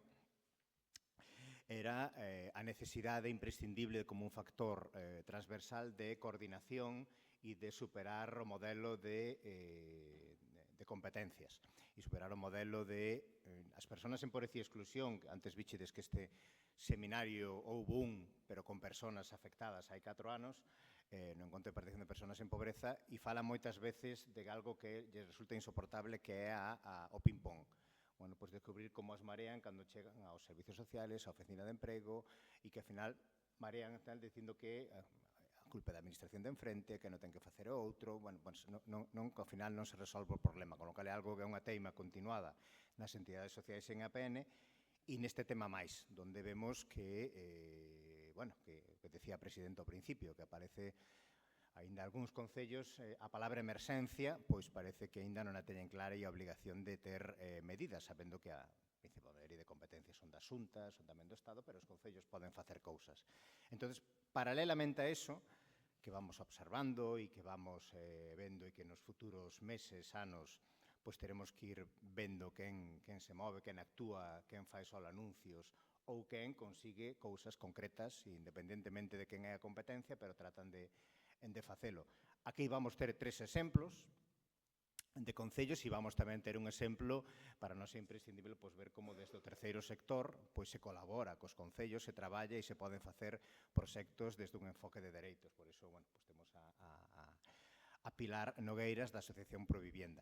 E logo temos, bueno, a 2 alcaldes e unha alcaldesa que para nós quisemos recitar como boas prácticas de acceso á vivenda. Podíamos temos unha base de datos co que vamos observando nos medios que Nerea ten actualizada continuamente e podíamos falar de Ribeira, de San Xoán de Río, de Pedrafita, de Dodro, de Taboadela. Estuvemos considerando poder vir exemplos de poboacións medianas. As 7 grandes cidades dedicaremos un espacio específico porque a velocidade, digamos, de solucionar este problema de momento, como diría elegantemente, non merecen aínda para nós sentarse nunha mesa para recoñecer o seu traballo. Quizá o ano que ven esperamos facelo, pero ahora queríamos velo con entidades e con concellos medianos, pero que o están facendo.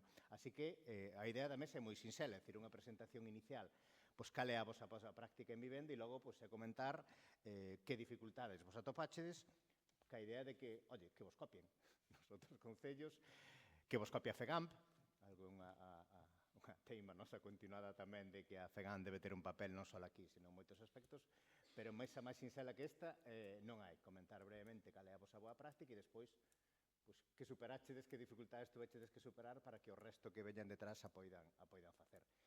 Así que, se vos parece, empezamos con vos, cos alcaldesas e alcalde, vos vou presentando e logo Pili, se acaso, para o final de último. Bueno, pois nós temos, como digo, pois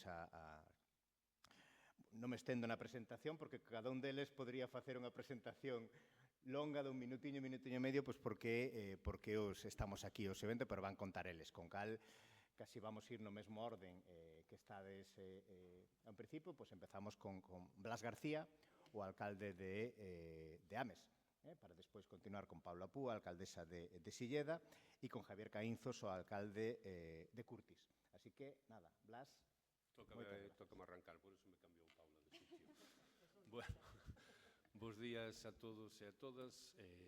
Eu antes aclarar, bueno, que xa dixo Xosé, bueno, agradecer que nos convidases ao Concello de Ames para poder explicar aquí o que estamos facendo en vivenda, sobre todo unha boa práctica que iniciamos xa fai varios anos.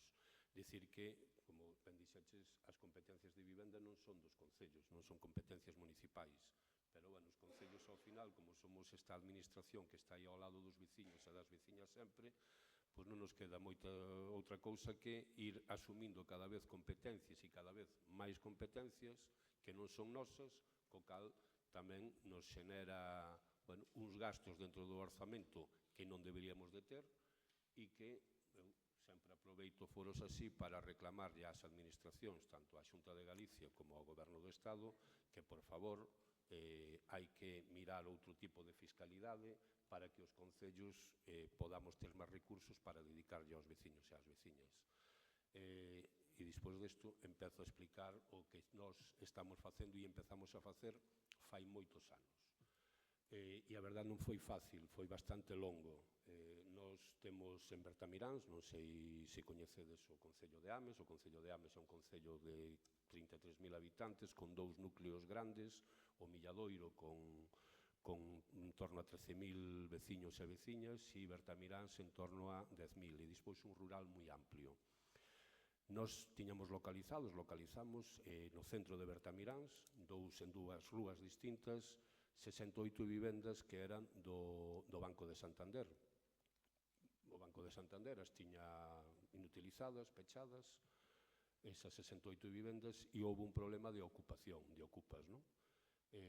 Entonces, bueno, o banco tomou as medidas que tiña que tomar, puxo vixiantes e arreglou esas vivendas. Nós foi con eses problemas cando empezamos a negociar con eles a posibilidade de poder dispoñer desas vivendas para poder poñelas despois a disposición de persoas en situación de risco e vulnerabilidade.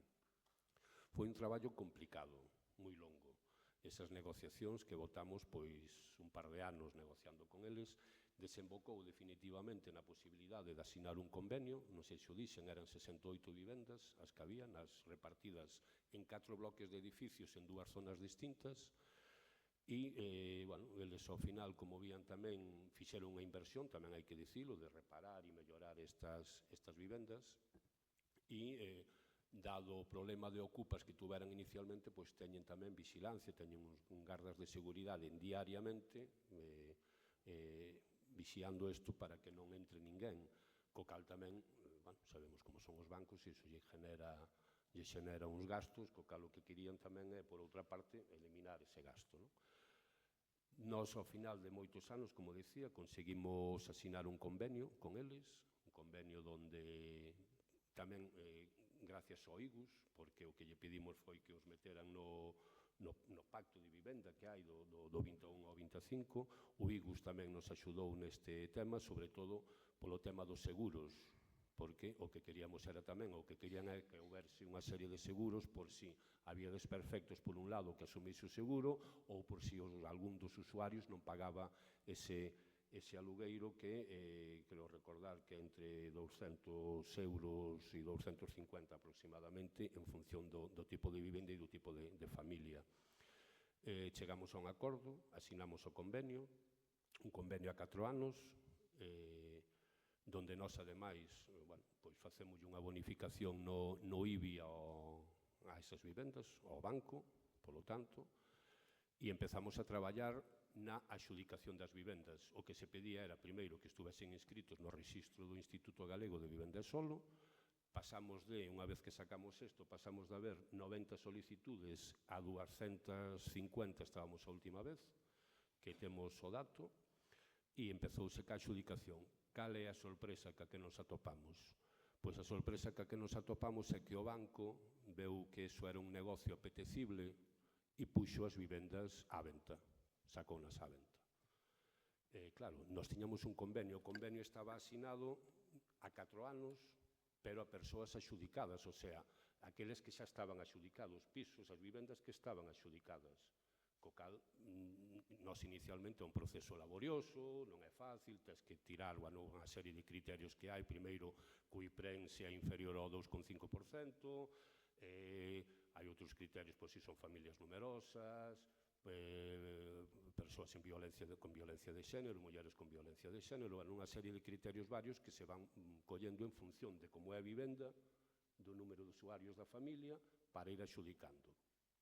Entonces vimos que había un interés, de repente empezaban no Departamento de Urbanismo, que está ademais aquí o Concelleiro de Vivenda, empezaron a haber cantidad de chamadas de empresas preguntando como están as vivendas, empresas que querían, fondos que querían, incluso nos viñan a visitar, pedían reunións conmigo para ver como estaba a situación.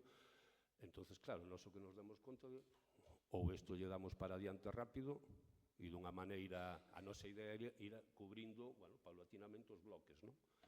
Ou lle damos rápido, ou senón vamos a quedar sin vivendas.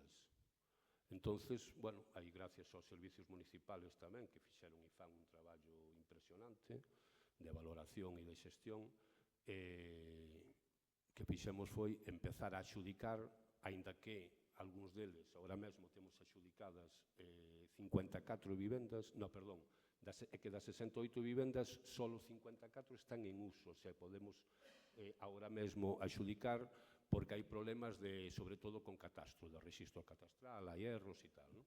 E deses 54 temos axudicadas agora mesmo 32. Pero esas 32, o que fomos axudicándoas foi nos 4 bloques, para que sexan menos apetecibles, para que non nos queden bloques individualizados sin ninguén.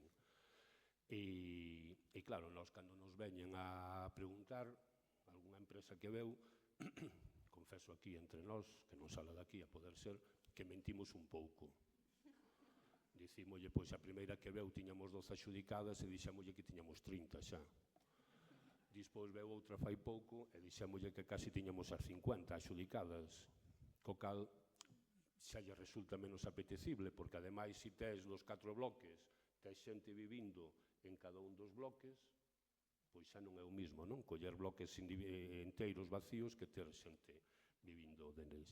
Entonces, o traballo e o que estamos facendo vai nese sentido, que ademais lle contamos tamén que isto si é verdad que o convenio dos axudicados son 4 anos, pero que poden ser prorrogables despois, ata 7, pola lei que hai, a legislación actual, ao ser unha empresa, o que aluga, poden ser hasta 7 anos, que incluso se pode aumentar hasta 10 anos despois, non? Se os usuarios cumplen, se son persoas en vulnerabilidade.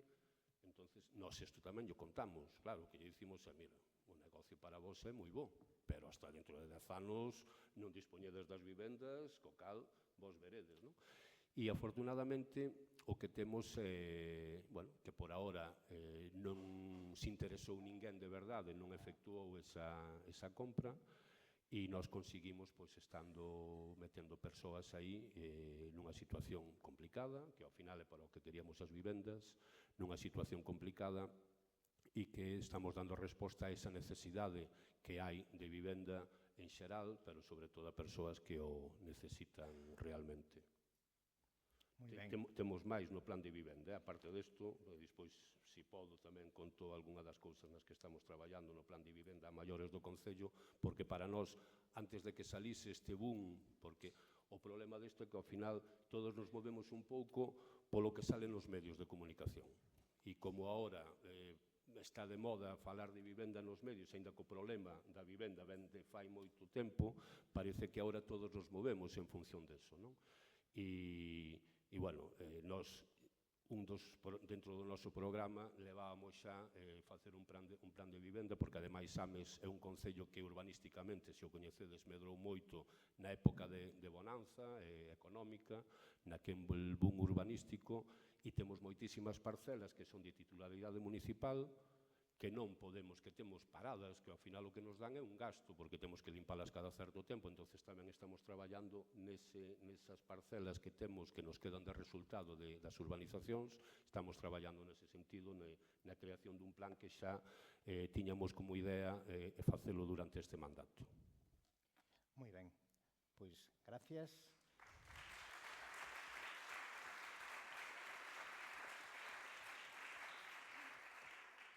E, bueno, e ora ca alcaldesa de Silleda, con Paula Púa, que, bueno, me alegrou o Nadal dai 2 anos, cando visitamos esta iniciativa que vos vai a presentar e que dai surdiron unha das propostas que ides ver que no documento presentamos en varias ocasións. Así que, Paula, gracias. Moi ben, moitas gracias. Nada, eu, primeiro, solamente unha corrección, son Paula Fernández, pena, pero non sei quen é Paula Púa, pero seguramente que traballa tamén moi ben. Tens que fechala, sí. Porque isto nos pasa sempre, non? Cando temos alguén conocido e collemos o apelidos de prestado. Nada, primeiro, moitísimas gracias a EAPN por ternos convidado, os 3 alcaldes, a mí tamén en concreto, parabéns tamén a todas os colectivos do terceiro sector que estades aquí, porque a verdade é que este tipo de xornadas nos permiten entender moitas cousas, non? Eu, que conste que salgo daqui cunha cousa aprendida, depois xa comentaremos, vale? Que xa sabe aí o director. Enhoraboa polo teu informe, a verdade é que estuvo moi completo e foi moi... A verdade é que foi moi boa idea que o fixeres público, non? Despois de 7 intentos, porque nos dá a todos unha idea moito máis axeitada do vosso traballo e tamén das necesidades que temos que plasmar como alcaldes e alcaldesas. O de Pericarro deserto, pois, espero que vaya mudando, porque creo que sí, o que decía o alcalde de Ames, que ahora está tan de moda a problemática de vivenda que por fin empezan a escoitar os berros que se levan moitos anos lanzando dende os colectivos, non? Por empezar, darvos unha pincelada simplemente de que é Silleda. Somos un concello pequeno do rural, do interior do rural, temos 8.900 habitantes, decimos sempre que temos casi 10.000, pero non 8.900 nada máis. Temos tamén como alcalde, como en Ames, tamén 2 núcleos de población, co que dificulta a oferta de servicios, e temos unha cousa moi boa, e é que temos o Pexón recén aprobado. Non temos ningún tipo de propiedade todavía, non temos nin pisos, nin terrenos, nin nada, pero esperemos desarrollar este Pexón un plazo de tempo determinado e poder dar a ter propiedades que nos permitan construir vivendas sociales como municipio. Cando preguntabades cal era a nosa boa práctica en materia de acceso a vivenda, eu creo que tiña que empezar a falar, non é por unha práctica, pero é por un cambio de modelo. Eu na pasado mandato fui concelleira de urbanismo, chamábase así a miña concellería, Concellería de Urbanismo, e eu neste mandato, no que son alcaldesa, pois mudamos os nombres das concellerías para darlle un sentido máis estricto do traballo que facemos, non? Eu agora son, aparte de alcaldesa, son tamén concelleira da área de xestión urbana. É unha área que engloba toda a parte do urbanismo, toda a parte de mobilidade, toda a parte de construción de espacios degradados e tamén engloba unha área de vivenda. É a primeira vez que temos en Silleda unha área específica de vivenda e, por tanto, creo que iso non é unha boa práctica, pero sí é un cambio de modelo que pode significar un exemplo para moitos outros concellos da nosa comunidade. E esta área de vivenda que reflite? Pois reflite un dos nosos compromisos, que é dar resposta a un dos retos sociais máis importantes que temos encima da mesa como sociedade, que é vou apropiarme do lema da xornada porque me encantou, non? Asegurar o dereito a unha vivenda digna, axeitada, accesible, que bonito, verdad? E vou añadir unha cousa máis que nos estamos traballando para elo, que é sostible. Logo me vou a referir en concreto a por que falo desa sostenibilidade. Dentro desta área desenvolvemos unha serie de boas prácticas. Eu sei que me chamaron aquí por unha que empezamos a desenvolver, que por eso falaba o director da alegría que lle dimos fai dous Nadales, que foi a creación da Oficina Municipal de Vivenda. Esta foi a primeira medida que adoptou a área de xestión urbana realmente, e converteuse nun punto de referencia para a veciñanza. Aí en esa oficina ofrecemos información personalizada sobre axudas ao alugueiro, axudas á rehabilitación, axudas á mellora da eficiencia enerxética e, ademais, acompañamos os cidadáns en todas as súas tramitacións, en todos os programas que están activos en cada momento, nos planes estatales de vivenda ou nas liñas de axuda a Xunta de Galicia. En este momento estamos traballando para darlle información a todos os cidadáns sobre o ARI de Rehabilitación Integral do Camiño de Santiago, pero tamén se atenderon a todo momento moitísimas axudas en materia de vivenda e de accesibilidade, sobre todo, e tamén das axudas que viñeron dos Next Generation. Esta oficiña é unha ferramenta increíblemente boa para superar as barreiras burocráticas que os cidadáns tropezan e que acaban por deixar os seus expedientes encima da mesa. Unha persona vai a pedir unha subvención e cando ven todo o que lle piden, realmente di, o ano que ven se convirte en 10 anos e nunca máis a solicitan. E, por lo tanto, era unha cousa moi boa para que a xente se activase e viñese a preguntar, a entender e demais. E, ademais, tivemos a fortuna de que arrancamos a Oficina de Vivenda con unha profesional de primeiro nivel, que contratamos a María Pierre, secretaria do COAG, que despois ides ter ocasión de falar con ela. Estuvo traballando con nós un período de 9 meses, que foron 9 meses moi intensos, porque cando empezamos a atender, María o sabe ben, atendíamos, ela viña un día a semana por ali para facer atención personal dos cidadáns, aparte do resto dos días que viñan a falar cos técnicos municipales, as chamadas telefónicas, atendíamos unha media de 14 personas a semana interesadas nas axudas.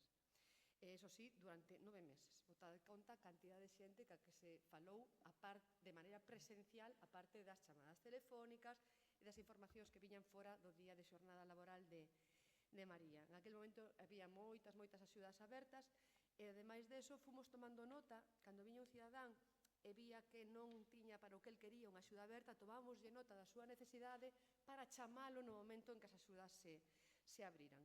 Pero se hai algo que... vou comentar outra cosa, porque María estuvo con nós 9 meses, o tempo que nos durou ese contrato que pudimos facer con ela, logo falaremos das dificultades económicas dese tipo de oficinas, pero deu-nos tempo que formara o noso personal, por lo tanto, ahora os nosos técnicos municipais e o noso auxiliar administrativo da propia oficina se están encargando eles directamente de seguir o legado que nos deixou ela, que é moi importante. Pero si hai algo que me gusta destacar desta oficina é a relación que existía entre ela e o Servicio de Benestar Social. É dicir, o Servicio de Benestar Social estaba bebendo permanentemente da información da Oficina de Vivenda e eles se encargaban directamente de contactar coas familias vulnerables cando unha subvención podía ser a caída para eles. Entón, digamos que tiñamos como un elemento de conexión que nos permitía que o Departamento de Benestar Social traballara coas familias vulnerables en relación ás axudas de vivenda e a Oficina de Vivenda traballaba tamén co resto. Creo que é un exemplo moi bo de colaboración e de, ao final, ser capaces de chegar cas axudas a quen realmente o necesita, non? Porque en moitas ocasións, ao mellor ti tes algo máis de formación ou de cartos e te permites ler máis a prensa. Hai moita xente que non ten nin cartos para comprar un periódico, nin para enterarse de que axudas hai, nin para ver o BOE, nin para...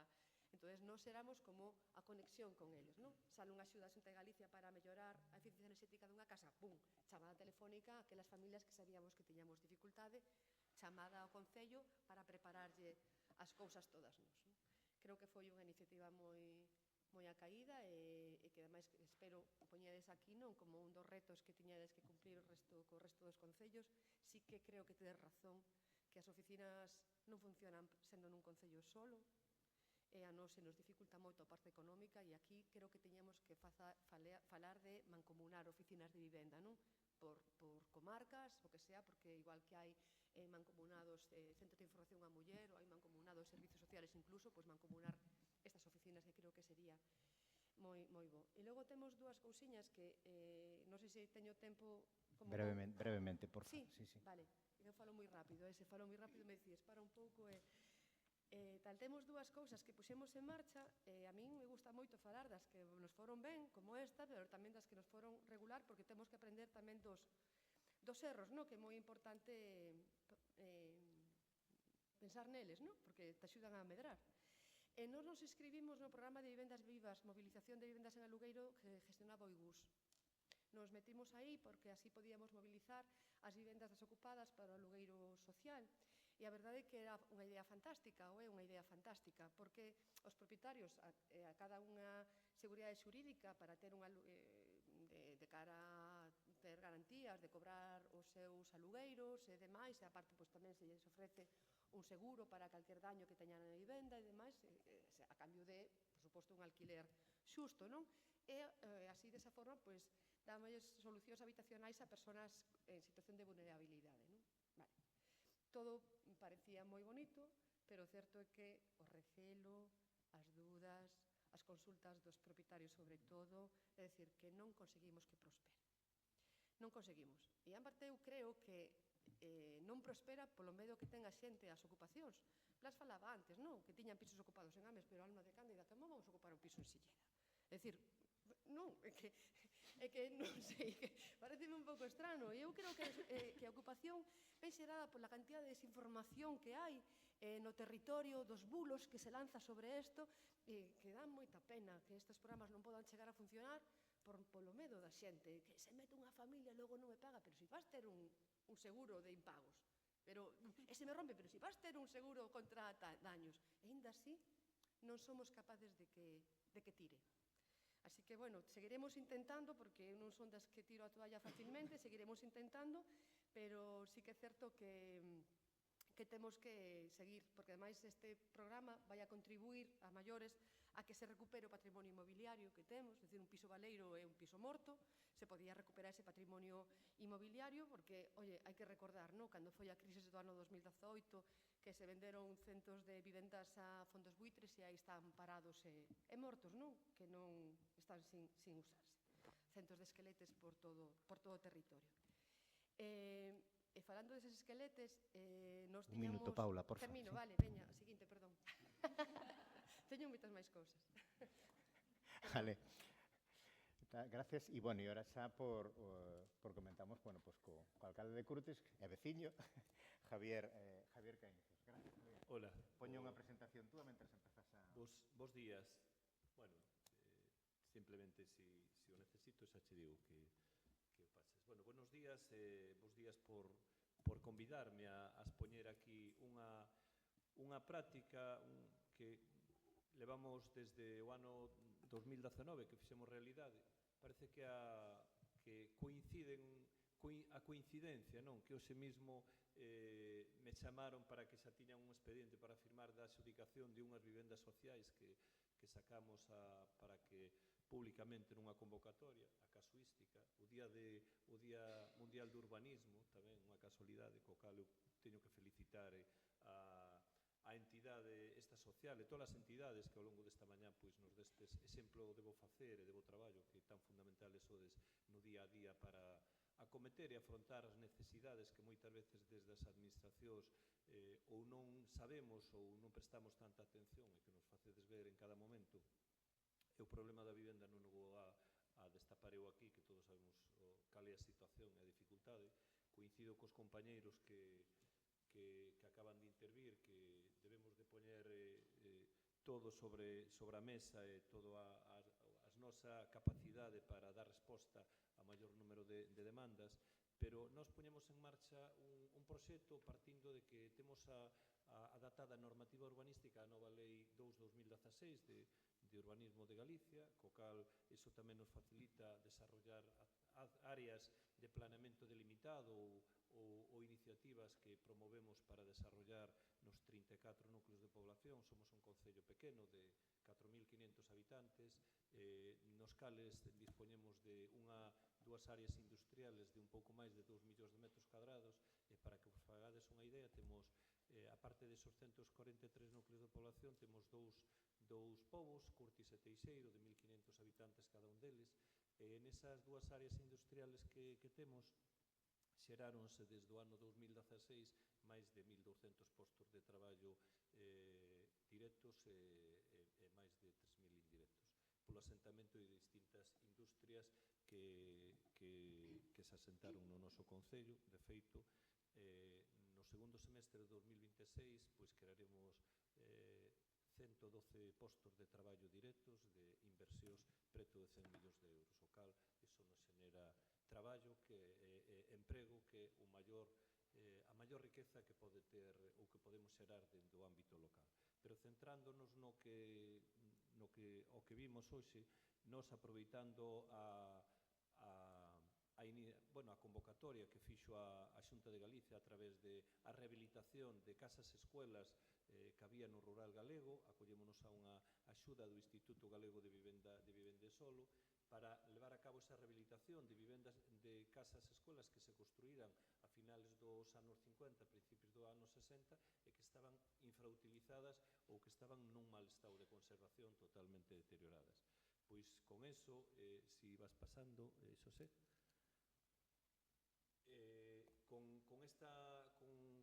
con este plan, acolléndonos, o que fixemos conseguimos 4 vivendas, rehabilitar os 2 inmuebles e convertilas en 4 vivendas cunha inversión de preto de 300.000 euros, máis outra vivenda máis que conseguimos que nos cedera a Xunta de Galicia, e que o que fixemos foi acondicionala e dotala de mobiliario.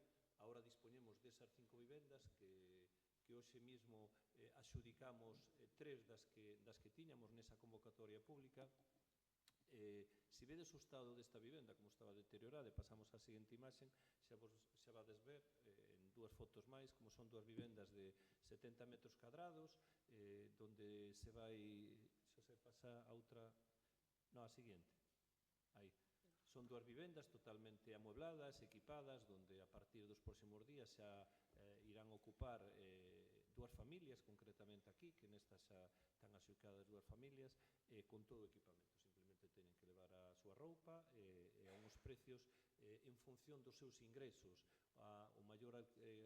O importe do alquiler mínimo son 50 euros e do máximo son 150, dependendo dos ingresos, pero casi todos van a pagar en torno a 50 euros pola súa situación, porque desgraciadamente hai xente que non ten os recursos que deberá ter para dispoñer dunha vivenda digna. Se seguimos pasando rapidamente para falar, así vedes as imaxes de como quedou, foi unha rehabilitación que, bueno, aquí temos que hai que agradecer a colaboración tamén dos arquitectos, porque o diseño e o remate e o proxecto de rehabilitación fana moi atractible e moi bonita. Sigue pasando. Esta é a segunda vivenda nese mesmo edificio, sigue pasando, para que se vexa esa situación, e despois a pasamos á seguinte. Nesta seguinte vivenda, que na outra fixéramos máis inversión, nesta hai a inversión, pasamos as fotos, tamén era outra tipoloxía de vivenda, esta era de 2 plantas, o estado tamén era, simplemente tiñamos arranxada a cuberta para que non caera, e esa rehabilitación mantendo a tipoloxía exterior. Agora xa pasamos fotos. E aquí hai unha nunha planta e outra noutra. Estas son 2 vivendas de 80 metros cuadrados, son moi grandes, pero é que dividila quedaban 2 vivendas moi pequenas e non eran útiles para... tamén das a casualidade que hai familias que teñen nenos e que, pois, por lo menos teñen 2 habitacións e poden facelas máis. Bueno, ao final quedaron unhas vivendas moi... Esta é unha vivenda que conseguimos de unha cesión da Xunta de Galicia, que temos unha cesión por uns anos determinados, que acondicionamos a través de fondos municipales con un aporte de 30.000 euros, que témola para atender casos urxentes ou prioritarios. Cando haxa algún caso de violencia de xénero, que desgraciadamente sempre aparecen casos, nós temos un centro de información á muller que atende unha área delimitada dos concellos limítrofes, sempre xurden necesidades, ou algunha familia, como nos pasou o ano pasado, de que unha señora maior e a súa filla pois ardeulles a casa por un descuido, estuveron aquí durante 8 meses hasta que conseguiron rehabilitar a súa vivenda. Esta casa será para estas urxencias. Pois, bueno, nós con esta actuación de 330.000 euros, donde a Xunta de Galicia aportou o 45% e o Concello o 54%, o Concello e o 46% a Xunta Xunta de Galicia fixemos realidad un proxecto que era necesario, que a realidade, despois desa convocatoria, ven a xustificar que sí había familias que o necesitaban, e que lle damos resposta a un asunto, un tema que é prioritario, que debemos priorizar, que todo o mundo teña unha vivenda digna e que poida vivir nunhas condicións mínimas. Para nós, agora mesmo, por decirvos, é nos máis complicado buscar resposta a unha vivenda digna que buscarlle un posto de traballo a unha persona que queda desempregada, pola situación que temos, non? E que tamén é necesario. A pesar de que rehabilitamos ou temos un plan xeral adaptado á normativa actual, estamos desarrollando varias áreas de planeamento, donde desas áreas de planeamento vai nos a quedar suelo para vivenda pública nos próximos meses, que xa temos moi avanzado esas áreas de planeamento, e que tamén será un elemento que estamos valorando con iniciativas privadas que o executen para edificar esas zonas, e ao mesmo tempo a que queda para a cesión de uso público para vivenda social, podría ser a través do Concello ou a través da Xunta de Galicia. Co cal, aproveitar as convocatorias, as axudas que hai das distintas administracións e a mellor forma de dar resposta ás necesidades en vivenda sin lugar a dudas, esa é a nosa finalidade e o objetivo que temos e a prioridade. Nada máis, foi un honor que me invitarades a esta mesa redonda, e máis un veciño, non? Que temos varias vivendas colectivas polo medio, pero que convivimos aí todos os días, non? Porque eu, aunque son alcalde de Curtis, vivo aquí desde o ano 91, porque son traballador da Comunidade Autónoma. Ao principio recibía moitas críticas, pero, bueno, como normalmente abro a oficina ás 8 da mañán e ás 8:30 chegan os traballadores, marcho ás 6 ou 7 da tarde, pois casi convivo ali todas as horas do día, co cal esa labor de zapa pois decaeu pronto, porque ao final só queda unha cousa: traballo, traballo, traballo, interés, non hai outra. E felicítovos polo gran traballo que estades facendo desde o colectivo de asociacións. Moitas gracias e bo día para todos.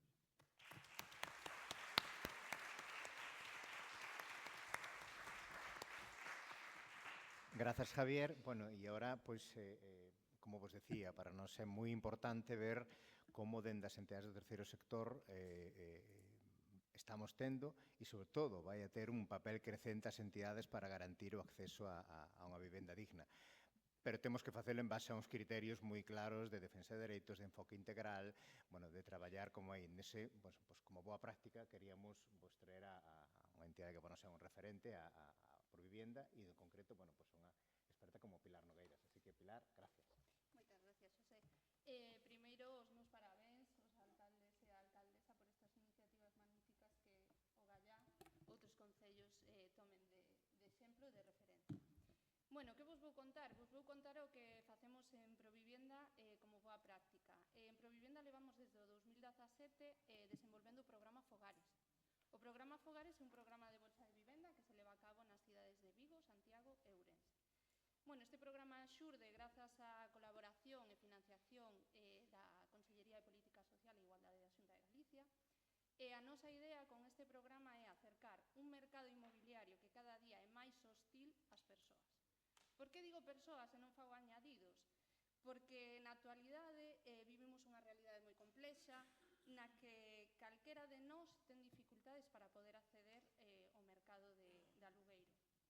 Xa non falamos só de persoas ou grupos sociais vulnerables, sino que falamos de persoas xóvenes, de persoas con nóminas, que debido aos complexísimos requisitos que solicitan, como son os avales bancarios, os seguros de impago, falamos que a vivenda está de moda, non vos podo contar o seguro de impago, mola, non hai máis. O sea, todo propietario ou propietaria que non exixe un seguro de impago non está dentro do club de vos propietarios. Isto é unha broma que teño eu, pero é a realidade que vemos todos os días na nosa entidade. Meses de fianza, xa non se pide 1 ou 2 meses de fianza, chegamos a ver que se piden hasta 6 meses de fianza. Por suposto, o alto custe dos alugueiros pois, nos levan a que sexa imposible alugar. Como facemos nós este acercamento? Pois a través de xerar confianza e, como falaba antes a alcaldesa de Silleda, eliminar os medos, xa non só co sector inmobiliario, sino cos propietarios e propietarias. Esta labor a levamos a cabo pois, con diferentes ferramentas. Primeiro, Provivenda actúa como avalista, é dicir, a entidade realiza o pago do alugueiro, o propietario propietario ou a propietaria, polo que en ningún momento se producen impagos, e o participante ou a participante realiza o pago a Provivienda. Os seguros multirrisco, en 8 anos que levamos de experiencia non tivemos graves acontecementos e podemos dicir que incluso as vivendas melloran. Por qué? Porque as persoas sinten que vai a ser o seu fogar, eso conleva a que asuman a responsabilidade de coidala e de velar porque este en condicións adecuadas. Tramitamos o certificado de eficiencia enerxética a todos aqueles propietarios ou propietarias que non o teñan. Isto nos permite coñecer o gasto enerxético da vivenda e incluir melloras de cara a aumentar o confort da vivenda e disminuir o gasto. Unha cobertura xurídica, que tanto se falaba e se ven falando, o que implica que se xurde por cualquier motivo unha situación de pago, nos vemos abocados a que as persoas participantes se produzca unha salida forzosa ou se produzca un desahucio. Neste caso, Provivenda é quen asume o procedimento xurídico e realiza a devolución das rentas ao propietario, con cargo ao programa. En 8 anos tamén podemos decir que non tivemos graves dificultades e se xurdiu algunha complicación mediante traballos de mediación ou axudas puntuais desde os servizos sociais comunitarios básicos se poideron solventar. E o que nos consideramos as ferramentas ou a ferramenta máis importante, un acompañamento social, pero un acompañamento social bidireccional. É dicir, non só traballamos cos participantes, tamén traballamos cos propietarios e propietarias. Cos participantes e as participantes, como facemos? Empregamos a metodoloxía centrada na persoa e na vivenda. Isto leva a autodeterminación, a individualización e o acompañamento. É fundamental xerar espacios seguros para que as persoas sexan capaces de tomar as decisións que consideren e que non se sintan xulgados, pois garantizando que poidan ter un proxecto de vida basado na individualidade e na súa identidade. Vemos, con esta forma de traballo que vemos día a día, é que as súas vidas cambian, porque desde un fogar podemos traballar todas as esferas da vida dunha persoa. E, ademais, sobre todo, que se poden crear espacios de participación. Eu creo que isto é fundamental, onde as persoas poden construir novos vínculos e poden crear e, sobre todo, formar parte dunha comunidade, que parece que ás veces falamos das persoas e non somos conscientes de que todos e todas formamos parte dunha comunidade. Cos propietarios, pois, na mesma liña de traballo, traballamos, sobre todo, para xerar unha confianza tal que os leve a trasladarnos as súas inquedanzas ou as súas preocupacións e eles se despreocupen. Por que digo despreocuparse? Porque para eso está o equipo técnico de Provivienda.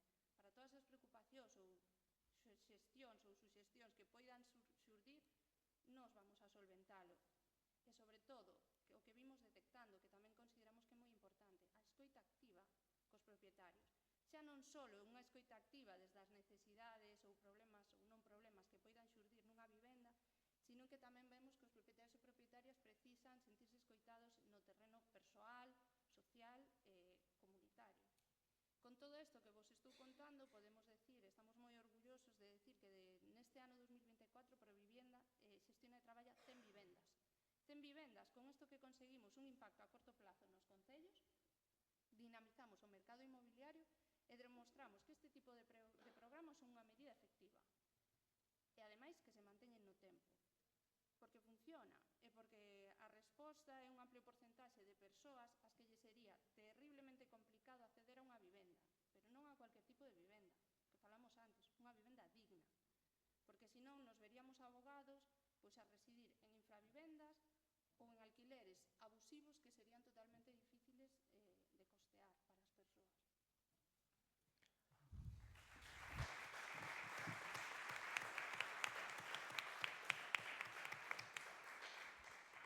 Bueno, pois, señal e tal, nos quedan, xa estamos mal de tempo, pero, bueno, intentemos algún, se algún quere facer algún comentario, ver, como sodes tres como mínimo políticos, o del minuto de oro, para decirnos de, non tanto dificultades, sino consellos, para outros concellos que queran replicar que deberían ter en conta, non habría ningún, non hai problema, se queredes.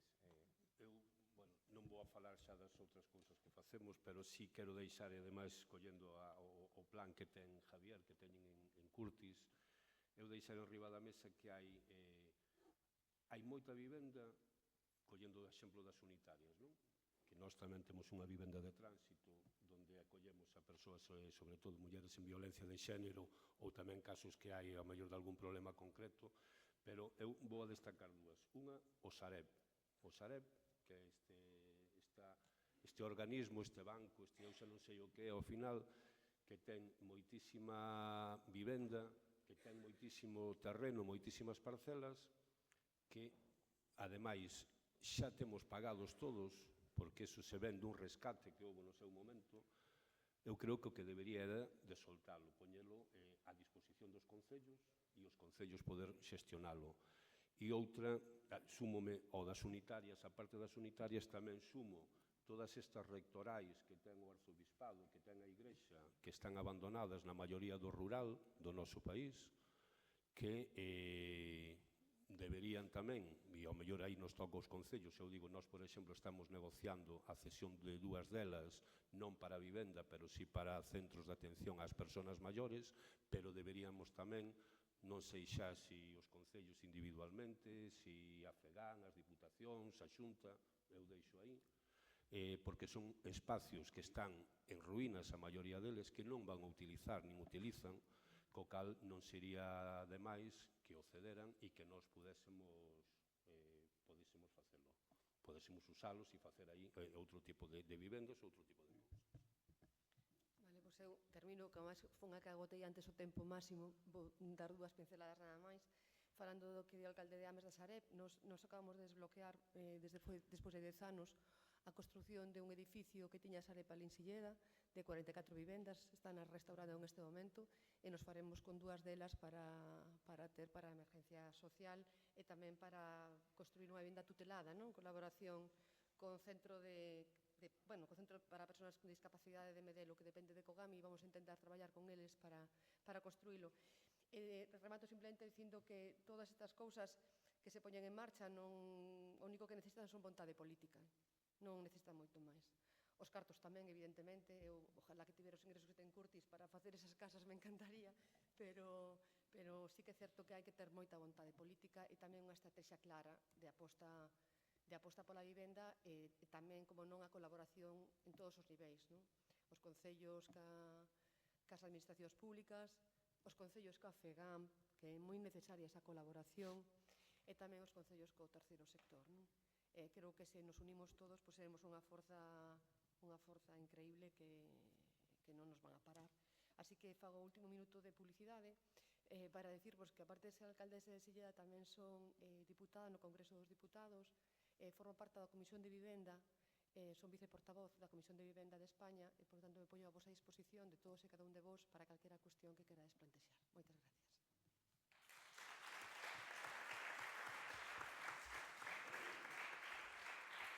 Bueno, pois Javier ou Pilar, perfectamente.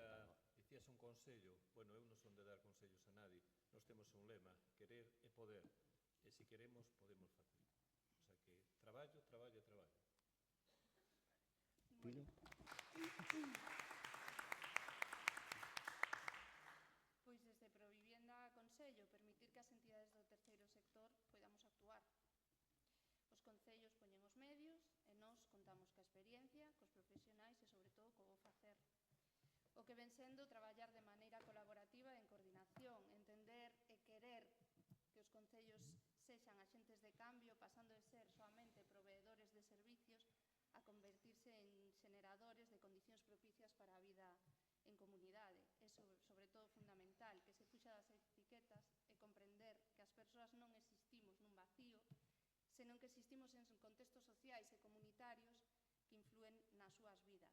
E, por último, a financiación, que sexa estable e sostida no tempo, porque estas financiacións a curto prazo, cas que a veces traballamos, o que producen é un gasto e un esforzo non só nos profesionais, senón nas persoas cas que traballamos cada día.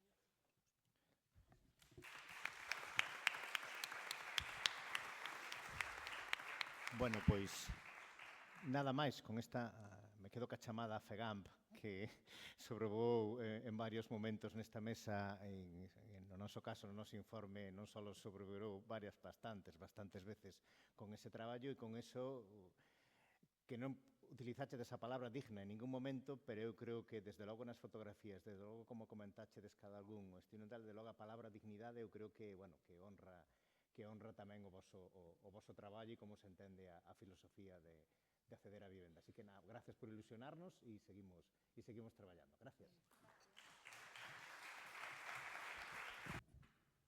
Bueno, mentras se sentan os nosos convidados, antes de empezar, bueno, Íñigo vai a presentar xa, evidentemente, aos quenes interveñen aquí, pero tamén desde a APN, o dixemos en antena, pero tamén, bueno, pues tamén creo que é obrigado decilo tamén ahora públicamente, é dicir, nestos 7 anos de casi travesía no deserto, no que empezamos a facer incidencia en temas de vivenda, de emerxencia de vivenda, no que non conseguíamos que a mensaxe colgala ca suficiente importancia, sempre encontramos un espacio na cadena SER, e sempre contábamos que sempre falar do tema con información, con rigor, como nos gusta facelo, sempre encontramos unha porta e un micrófono aberto. Así que, bueno, deixo-vos con Íñigo Caínzos, pero non é casualidade, aparte de ser Íñigo, tamén é, bueno, porque nos gusta facer hai que ser agradecidos, e recoñecer ese papel. Así que gracias, Íñigo, e gracias por vir e gracias a cadena SER.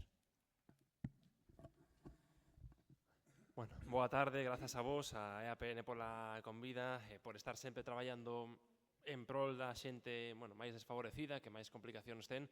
Este ano, con esta ponencia, sobre todo nun tema que creo que é tan importante para toda a sociedade, pero sobre todo para a xente vulnerable, como é o de acceso á vivenda. A verdade é que o informe, que xa o veño estudando estes días, que é extenso e ten moitísimas cousas, ten moitos datos que convidan a reflexión, que chaman moito a atención, por repasar algúns dos que imos falar, que xa comentaron antes, ese 35% de xente que está en risco de exclusión residencial, que é unha porcentaxe moi elevada, o que estamos adicando os galegos, a xente moza, a xente en situación vulnerable, para poder acceder a unha vivenda cada vez máis cara ao alugueiro, con moitas frontes de actuación, as vivendas de uso turístico que cada vez están máis presentes, sobre todo aquí en cidades como Santiago, ese elevadísimo parque de vivenda baleira. Galicia, como comentaban, é a comunidade con máis vivenda baleira, é unha das frontes que actuar, e, por suposto, a pobreza enerxética. Xa viña crecendo o prezo, pero dende a guerra de Ucraína o prezo da enerxía disparouse, aínda que agora está máis contido. A mí fame gracia eso de, bueno, contense a inflación. Igual os xornalistas teríamos que explicarlo ben, vale, contense sube un 2% o prezo da enerxía, estas cousas, pero con respecto a un prezo que xa subido a 20% o ano anterior, con lo cal seguimos tendo moito problema coa enerxía para que a xente poida calentar as súas vivendas e poder ter unha vida digna. Todos temos moi claro o problema, como dicía tamén Ana Pardo ao principio, semella que as administracións cada vez teñen máis claro. A Xunta de Galicia dixo reiteradas ocasións o presidente que é unha das prioridades da súa legislatura, tamén o repetiu agora cando presentaron os orzamentos, así que, bueno, parece, semella que as administracións van reaccionando para garantir o dereito a un asunto que é un piar básico. Imos saudar os membros desta mesa, comezamos con María Pierres, que é a secretaria do Colexio de Arquitectos de Galicia. Que tal? Moi boas. Hola, que tal? Está con nos Arturo Parrado, que xa fixo a introducción da sesión, o director xeral de Inclusión Social, benvido de novo. Está Heriberto García, secretario xeral de Vivenda e de Urbanismo, moi boas. E tamén Ana Pardo, presidenta de APN, que non necesita presentación, pero, bueno, por protocolo, imos presentala.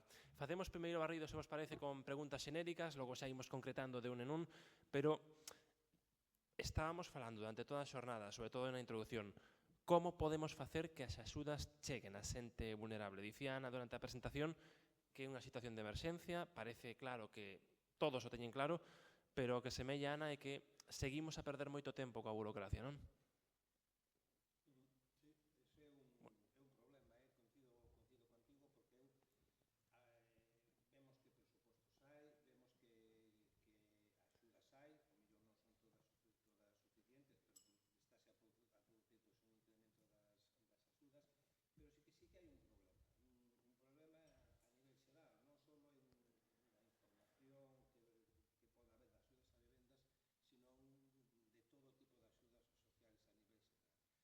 Creo que eso é algo que temos que seguir traballando. Eso é algo que temos que seguir.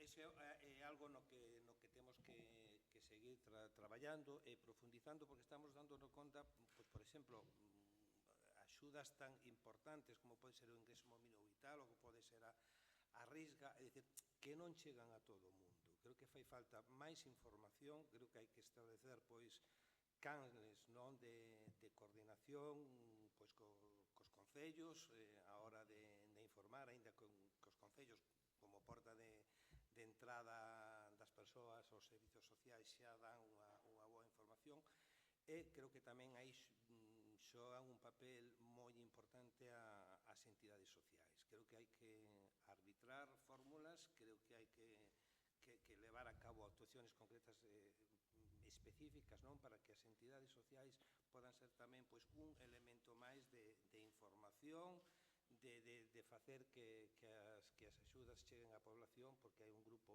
moi importante de usuarios porque non as conocen. Eso creo que é algo que temos que traballar entre todos, establecer eses canles de coordinación e implementar, en caso de que sea posible, oficinas de información ou instrumentos que favorezcan isto.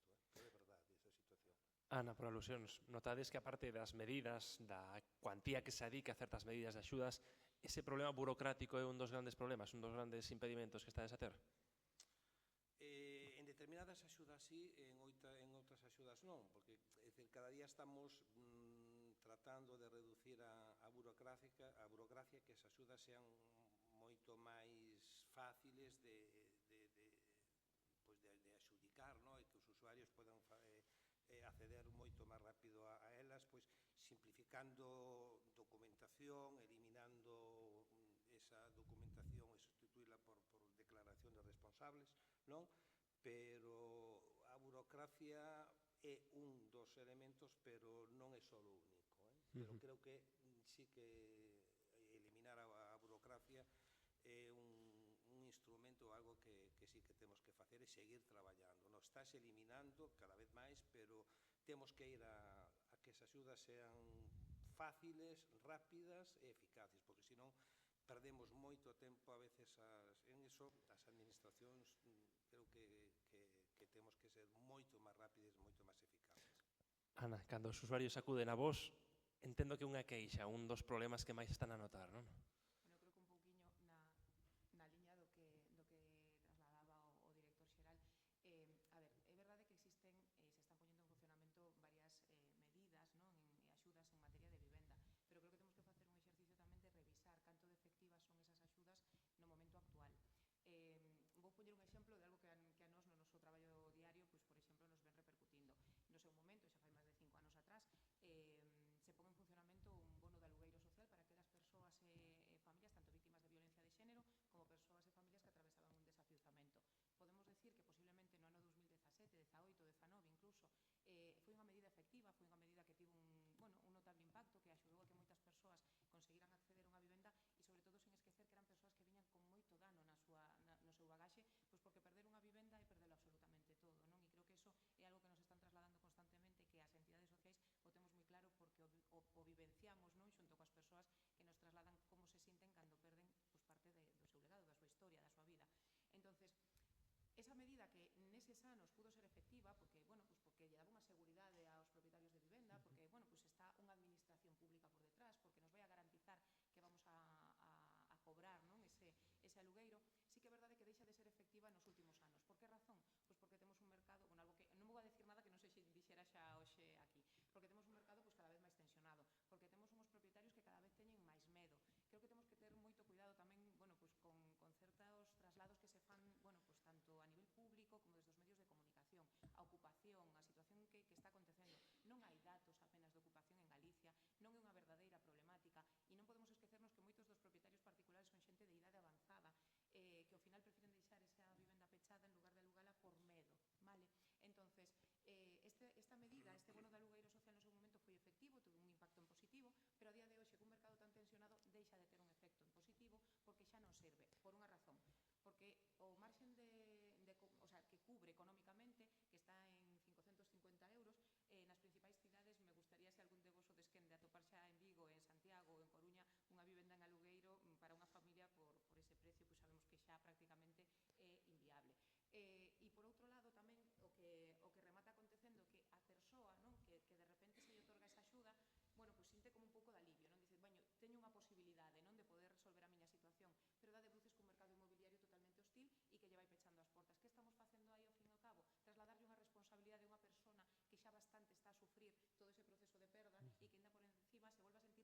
culpable, non? De non son quen de resolver un problema.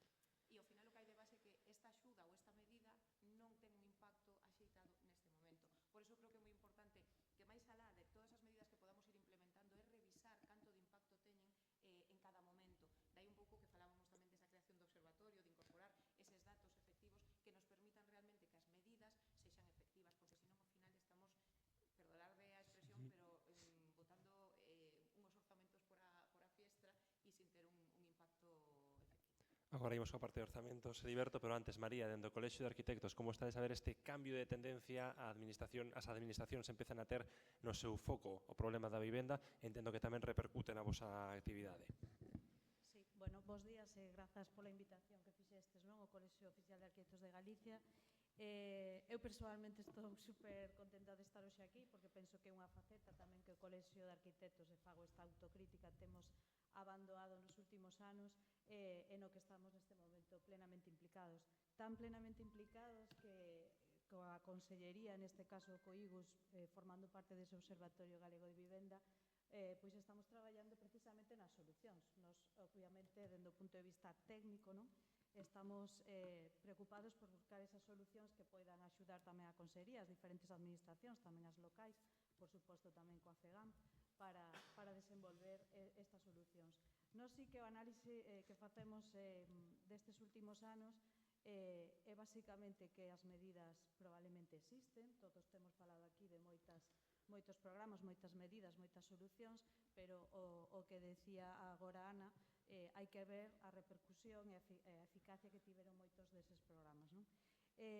Fundamentalmente, pensamos e creemos é unha das teimas que temos neste momento que sí que hai que traballar nesas oficinas de información, non? Que tamén falaba o director xeral de Inclusión Social, porque basicamente pensamos que o igual que socialmente pois un cidadán pode estar moi acostumado, poño un exemplo, a desenvolverse nunha administración como é o Sergas, con a sanidade, no que sabe perfectamente o recorrido que ten que facer para chegar a esa atención, en materia de vivenda a xente vive absolutamente despistada.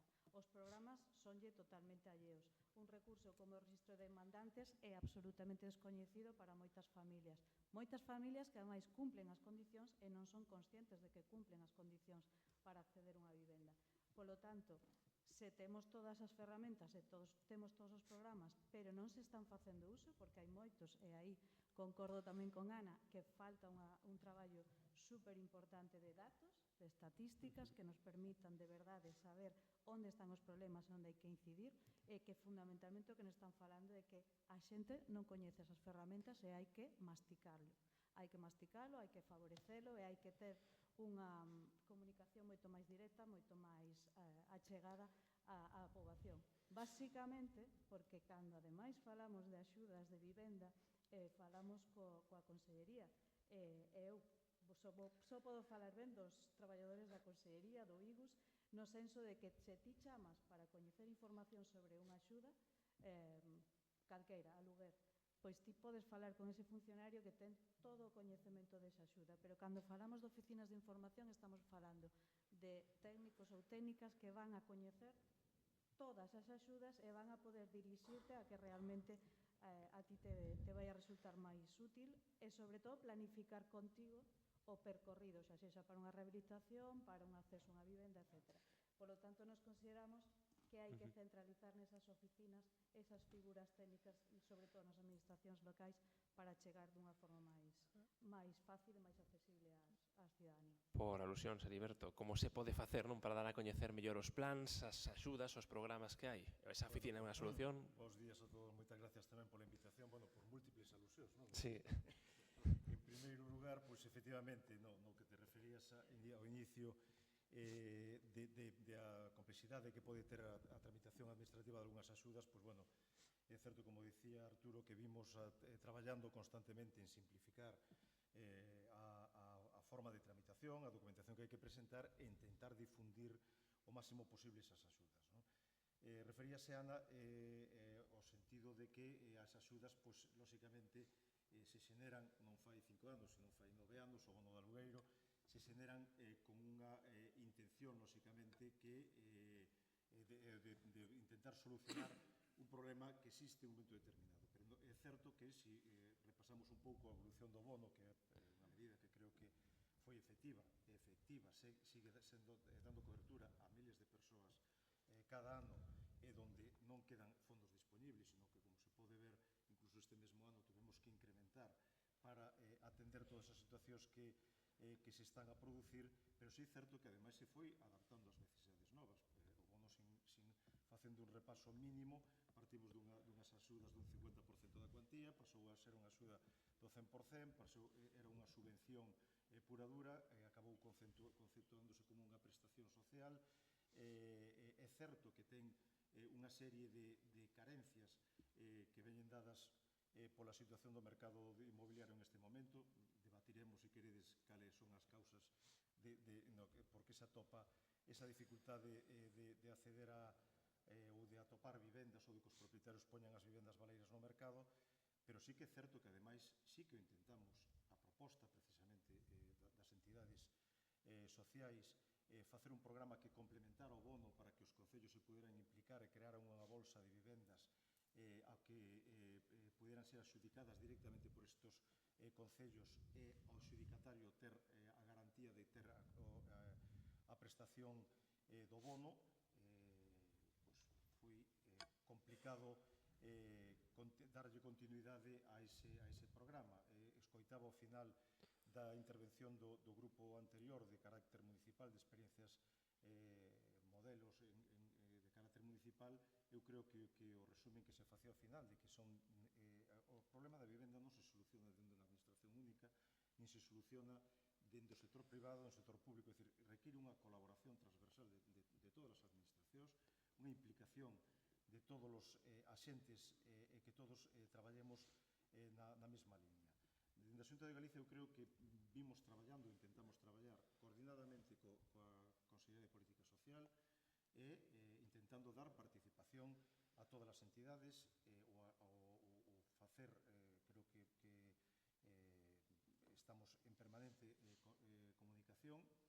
É certo que hai veces que a implementación das medidas non son do todo fáciles de poner, pero quero dicir que eu creo que desbotar unha medida como bono, onde fomos pioneiros, ademais, en implantar, desbotar, non me refiro a desbotar nada, quero dicir que unha pantalla pasada non é así, eu creo que hai que adaptarla e hai que buscar, efectivamente, hai un problema de que hoxe a xente non é exclusivamente por un problema de nivel de renta, de renta de alugueiro dos 550 euros, que é facilmente revisable, senón por un problema de que, efectivamente, existe unha carencia absoluta de vivendas no mercado, que iso trascende do que é incluso a atención ás persoas que teñen unha maior dificultade. Neste momento, esa situación afecta prácticamente a todo o mundo que pretende, os mozos dun xeito especial, a todo o mundo que pretende acceder a unha vivenda. Por lo tanto, eu creo que para analizar a eficacia dunha medida non hai que quedarse exclusivamente na medida, senón que hai que analizar todo o entorno que afecta a esa situación, que é o que pretendemos facer, o que estamos facendo no observatorio. Sí que é certo que é un tema pendiente crear esa sección de carácter social, que sí que entendo que non hai problema algún, inda que vimos traballando paralelamente sin que esa sección se cree, de un xeito, además, como dicía, moi coordinado coa Consellería de Política Social. Pero eu insisto en que o fundamental é buscar fundamentalmente esa transversalidade. Eu creo que non hai ninguna medida que unha administración pode implantar, nin nós temos capacidade, nin esa capilaridade para chegar a todos con unha información clara a todos os puntos. E, por lo tanto, é fundamental unha implicación directa dos concellos e, lóxicamente, unha coordinación das medidas a nivel estatal. Bueno, non quero, entonces, entrar ou abrir máis debates. Eu creo que con isto... Hai moitos puntos abertos, pero nada máis. O que quería preguntarlle, Heriberto, vostede xa leva tempo aquí no IGUS, este ano cambiou de paraugas. Que mudou na Xunta con esta, non sei se declaración de intencións da creación dunha consellería específica de vivenda ou con máis peso da vivenda, se iso vai supoñer unha priorización das políticas de vivenda tan necesarias por todo o que falachedes nesta rolda inicial? Bueno, eu creo que é unha cousa evidente que, ainda que non hai que desbotar os esforzos que se veñan realizando nos últimos anos, pero efectivamente que hoxe todo o mundo coincide en que hai un problema real no sector da vivenda, un problema real de acceso que afecta, xa digo, con carácter xeral, pois prácticamente a todos os sectores da población, uns máis marcados, lóxicamente os que xa tiñan problema de acceso, os colectivos máis vulnerables, tamén dun xeito especial os mozos, efectivamente que se marcou para esta legislatura como un fito de legislatura, como un eixo central das políticas da Xunta de Galicia, pois atender ou dar solución á situación da vivenda. Eu creo que a resposta foi dun xeito a nivel territorial do Estado, das comunidades que dun xeito, non digo a tempo, tarde como todos, efectivamente, pero que puxemos encima medidas, encima da mesa medidas dun xeito inmediato. Vimos estáse tramitando o proxecto de orzamentos por ano 2025, en concreto os orzamentos de vivenda son os que máis crecen da Xunta de Galicia, prácticamente un 33%. Vamos a ter uns orzamentos de 221 millóns de euros con incrementos ao longo de anos por incrementos orzamentarios con outros 35 millóns de euros máis. Temos un doble compromiso de duplicar o parque público de vivenda chegando aos 8.000 vivendas, de xenerar desenvolvemento de solo para construir 25.000 novas vivendas, 20.000 delas protegidas. Todos estamos falando con hito de final de legislatura, ano 2028. Non digo construir as 25.000 vivendas no ano 2028, senón ter o solo disponible para esa construcción, pero sí duplicar o parque público. Vamos con un ritmo moi adecuado. Estamos traballando xa en 1.600 vivendas desas 4.000 que temos que rematar a finales de legislatura. Estamos atendendo dun xeito especial aqueles colectivos que teñen máis dificultades. Estamos articulando tamén programas específicos, inda que xa os tiñamos, para o acceso de vivenda á mocidade, para menores de 36 anos. Tiñamos medidas de axudas ao acceso, con axudas directas para a compra de vivenda, para axudas para alugueiro, con modificacións fiscais, pero queremos remarcar máis estas actuacións e vamos a xenerar unha serie de edificacións específicas para a emancipación dos mozos, para mozos menos de 36 anos, permitindo que podan ter esa situación transitoria de residencia durante un período máximo de 3 anos, en o que se chama aloxamentos compartidos. O primeiro o vamos a arrancar coa redacción de proxecto este mesmo ano aquí en Santiago, en Xoán 23, con 70 aloxamentos protegidos que poderán ter unha superficie a partir dos 30 metros cuadrados, xa digo que con espacios comuns para que podan ter estes espacios compartidos, e con un compromiso además para destinar o 25% das vivendas públicas que se construan para mozos en régimen de venda e o 40% en alugueiro. Por lo tanto, creo que estes son exemplos de, efectivamente, a implicación, a decisión que hai para esta intentar poñer os eixos para solventar este problema, pero eu insisto, é dicir, non é unha solución que poda vir dunha única administración. A parte das cuestións que a Xunta poda poñer encima da mesa, o que reclamamos en cada foro onde vamos, o que venimos reclamando desde fai moitos anos, é que é necesario unha implicación de administración local, da administración estatal, máis que de palabra, e, lóxicamente, tamén de todo o sector privado. E xa remato, exclusivamente porque me quedou o tema das oficinas municipais. Nós somos absolutamente defensores das oficinas municipais. Canto máis información chegue a xente, canto máis trillada cheguen, lóxicamente, as solicitudes, as peticións que se podan facer, as administracións que podan facer as convocatorias, lóxicamente, son necesarias. A cuestión é, lóxicamente, de como se articulan e como se estenden un territorio de máis de 300 concellos esas oficinas municipais. Unha moi concreta, vos falades durante a legislatura de duplicar o parque de vivenda nesa construción de vivenda pública e a APN propón triplicalo. Hai marxe para un entendemento, un acordo, un termo medio? Vamos, isto non é cuestión especialmente de números. O que non hai é marxe en temporal realista para construir 8.000 vivendas públicas en 4 anos. Hai unha dificultad. dificultade, pero hai unha dificultade que trascende a propia realidade económica ou capacidade económica de quen poda ser o promotor desas vivendas, en este caso a Xunta de Galicia, é que teñamos en este momento capacidade para un sector que quedou moi debilitado despois de 12 anos de unha crisis importante do sector inmobiliario, para poder atender, sobre todo con unha dificultade que o vemos todos no periódico, de man de obra, de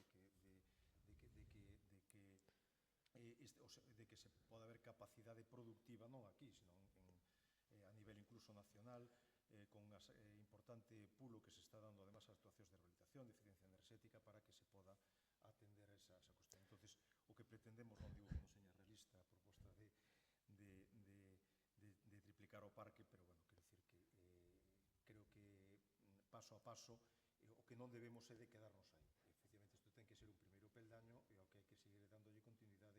E xa remato ahora sí, quero dicir que outra das medidas importantes é a que adoptamos tamén na lei de medidas que acompaña os orzamentos, e é que darlle un carácter permanente ao parque público de vivenda. Hai que producir vivenda, hai que producir vivenda pública, e hai que garantir que esa vivenda pública quede permanentemente na esfera, na tutela da administración pública. Logo vou contigo, Ana, pero antes, María, dende os arquitectos, esa política de construcción de vivenda pública, como se pode abordar ese gran reto de, duplicar de entrada ese parque de vivenda pública nestes anos? Aquí vou a ser crítica, eu sinto, Heriberto, pero sabes que no persoal te teño aprezo, pero teño que facer a crítica de que, obviamente, a política de vivenda non nace hoxe. Cando un está no goberno dende fai varios anos, pois eu penso que existe esa responsabilidade de ter previsto isto con certa antelación. E agora sí, se isto se tivera feito, probablemente chegaríamos a esos 8.000 e probablemente moitas máis, non? Pero chegados a este momento, sabes tamén que teño alabado esa medida que acabas de comentar, non? Da protección pública definitiva de todas as vivendas que se fagan dende a promoción pública. Penso que era unha cuestión xa prioritaria, e de vontade, que alabo pois esa decisión.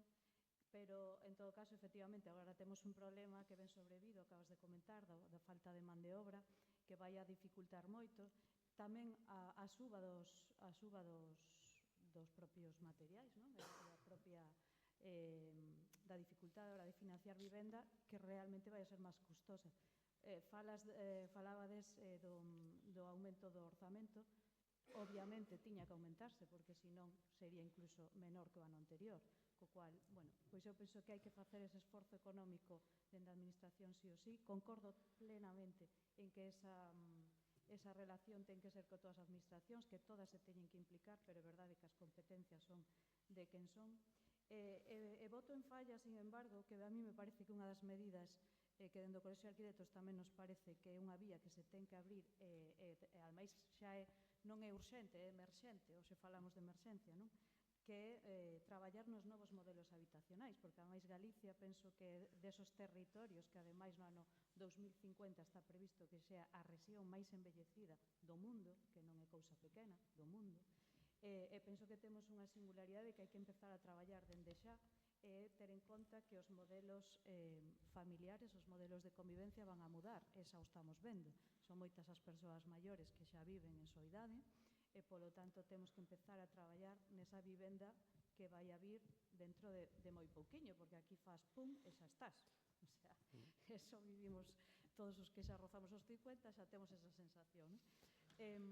E polo tanto temos xa que prever que esas vivendas van a mudar, que van a ter outras características, que é fundamental traballar neses modelos de convivencia, e sobre todo antiespeculativos.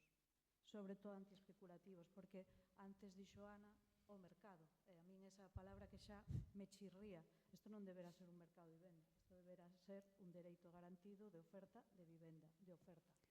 Pero neses modelos novos de convivencia, de vivendas colaborativas, do cooperativismo, etc., penso que está a solución real en a que deberá tamén enfocarse a administración, neste caso autonómica, e tamén estatal, no senso de que se vaya favorecendo os orzamentos para que sexan posibles as agrupacións convivenciais, de familias ou de persoas, para poder desenvolver edificacións que xa non xa non se vayan ao mercado como unha vivenda especulativa, sino na que roten os usuarios ao longo da súa vida e que fagan uso de novas fórmulas como a cesión de uso, a cesión de superficie, etc., que me consta que tamén tímidamente a Administración xa se están dando casos, en Galicia pouquiños, pero é verdade que no ámbito estatal, en comunidades como Cataluña, Madrid, xa se están introducindo moitas licitacións con este carácter e penso de verdade que esta é a solución. É unha mínima advertencia ou medo que dende o Colexio de Arquitectos tamén se nos despertou con esa lei de acompañamento, é simplemente un matiz.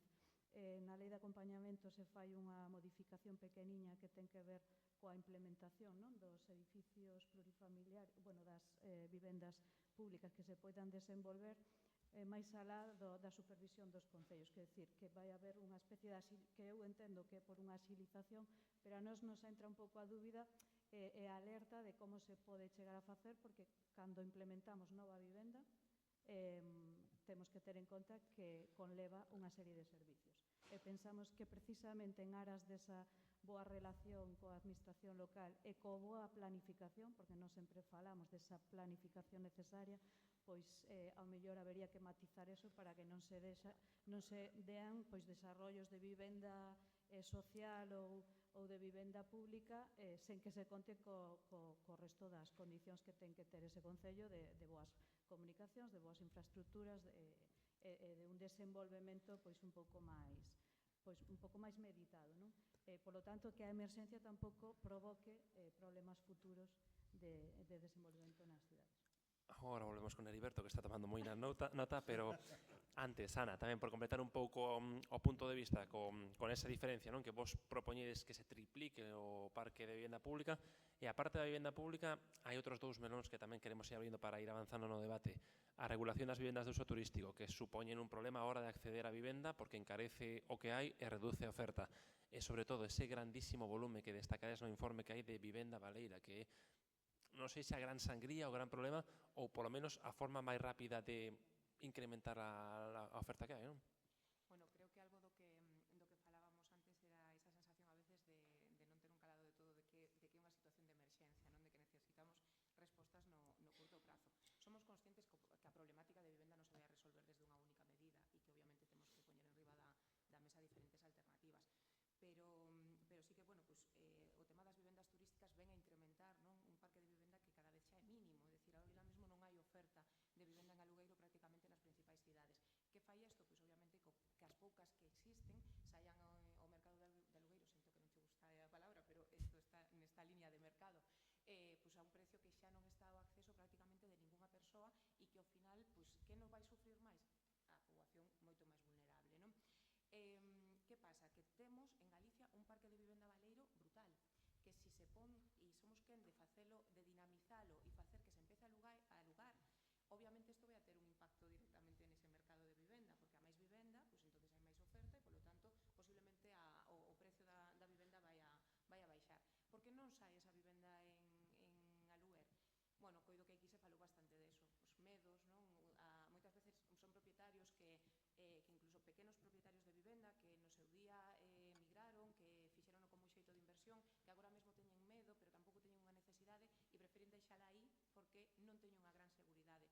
Falaba con anterioridade unha das miñas compañeiras, non, sobre como actúa un programa que é unha bolsa de alugueiro con garantías e que se traballa a través dunha entidade social e que está tendo un impacto moi positivo.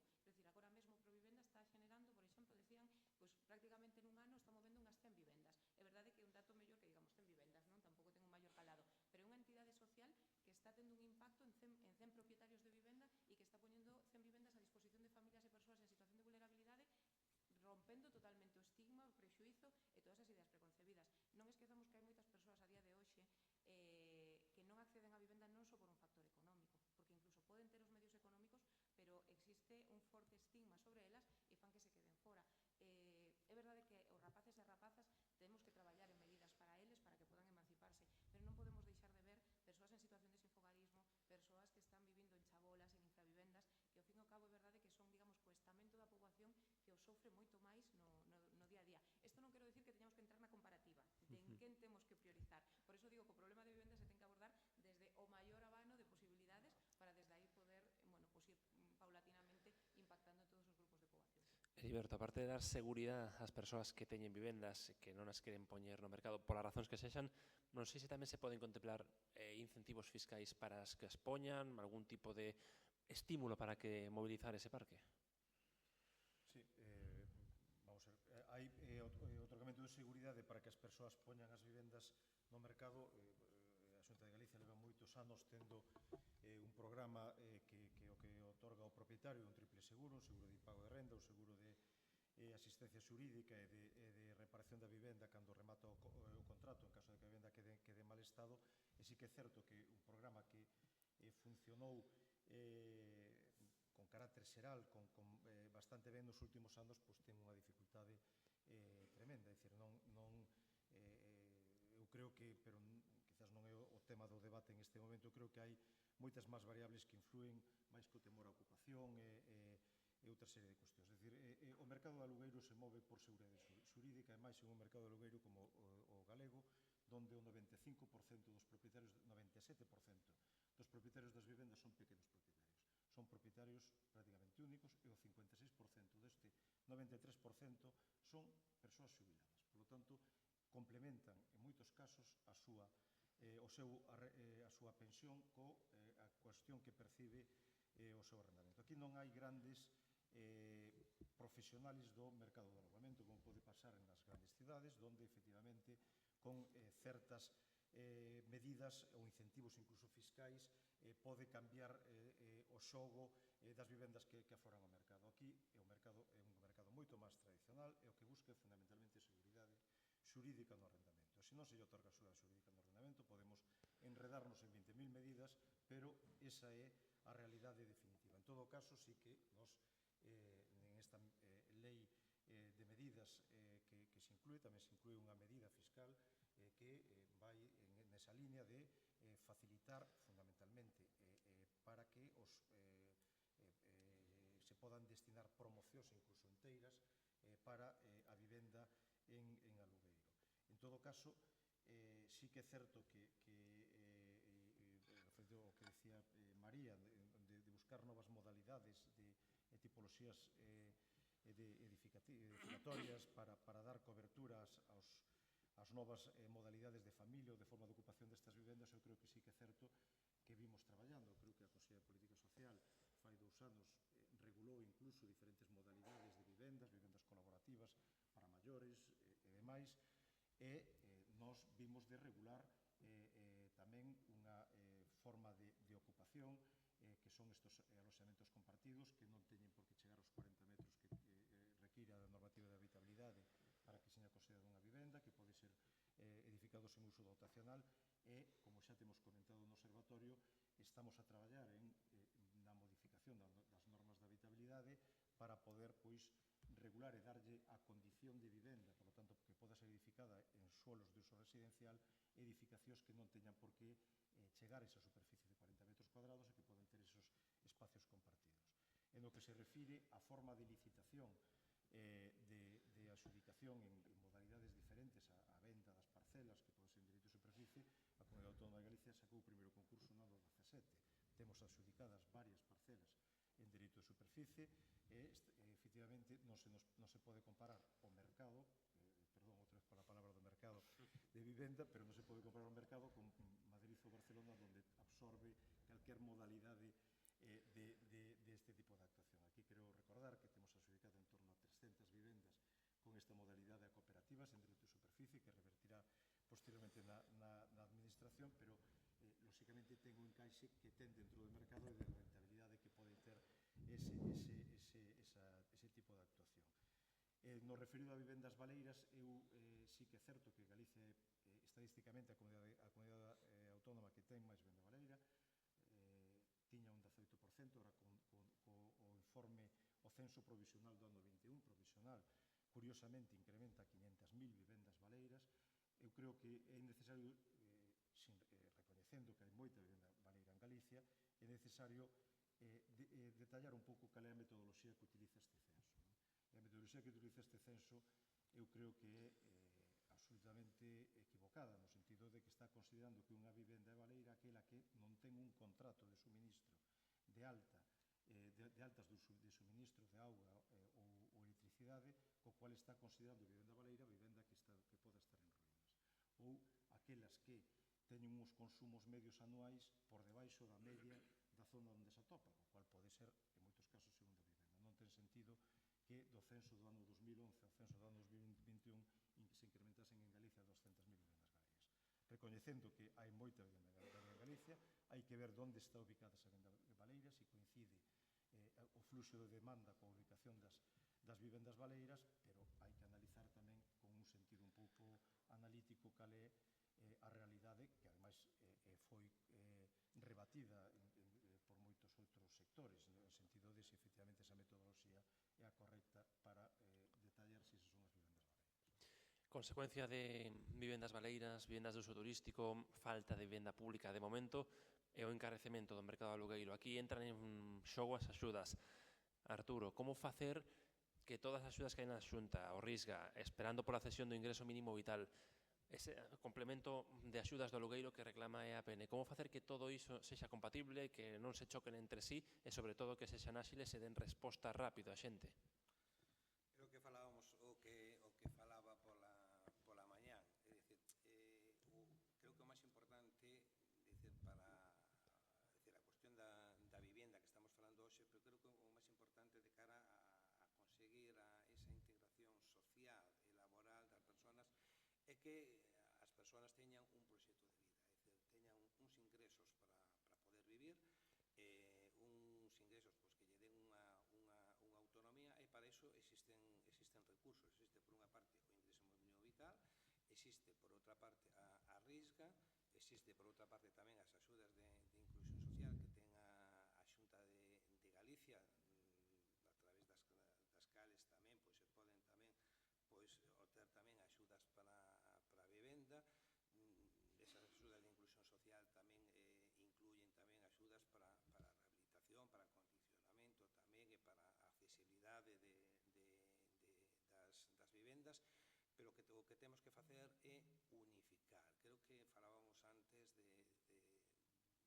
de unificar todo ese tipo de solicitudes, todo ese tipo de información. É iso que estamos pretendendo,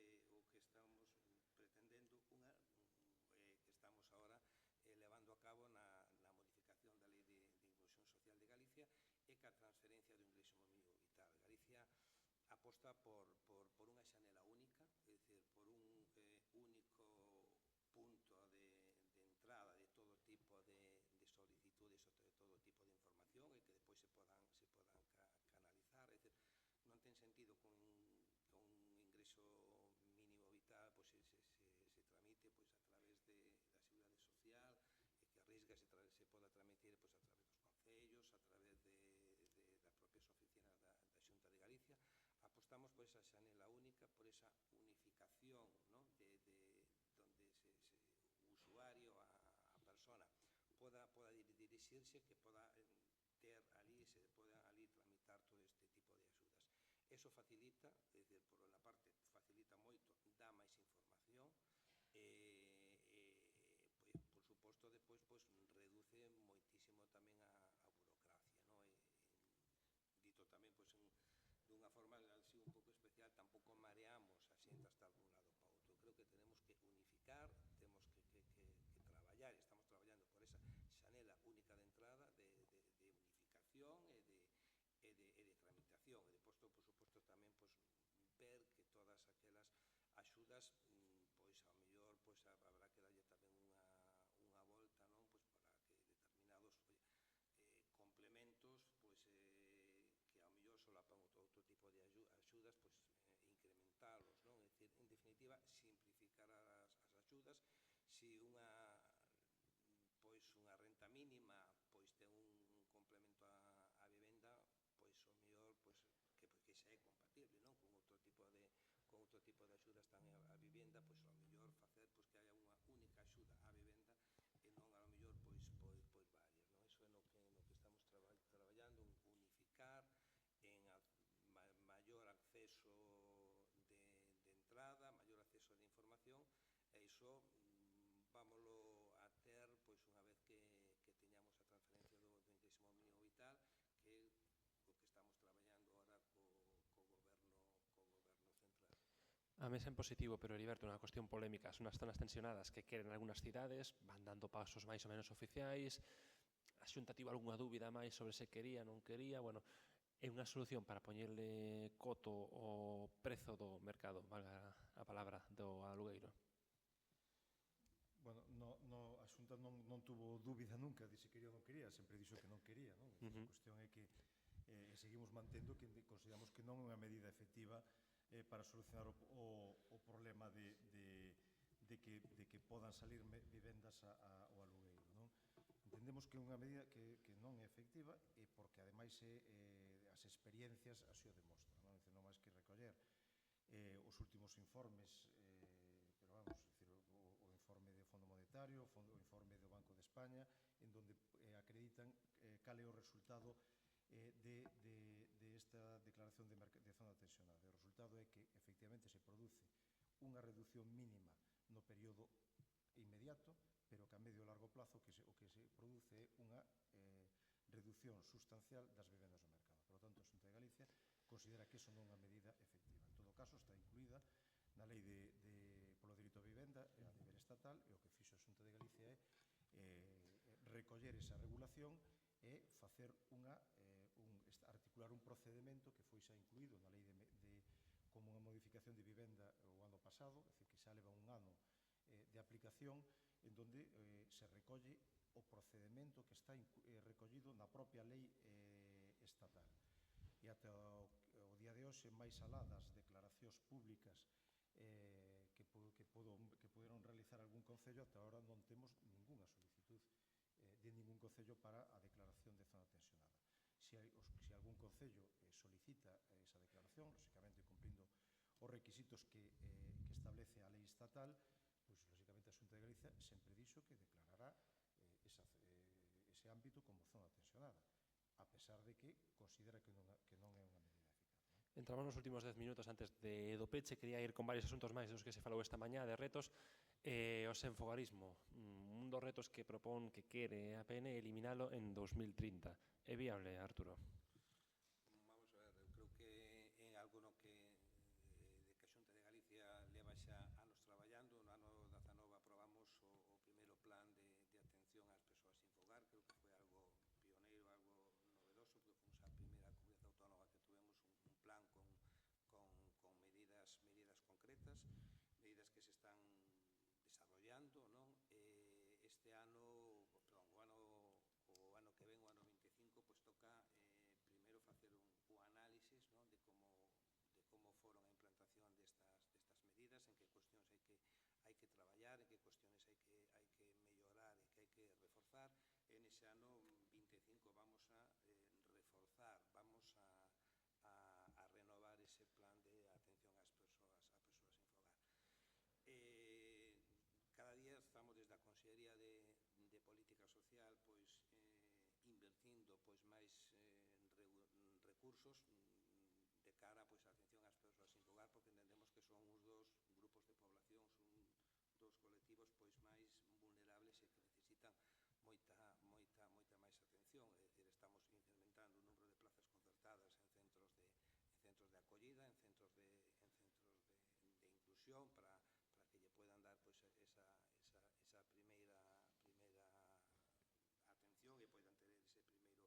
e poidan ter ese primeiro recurso habitacional.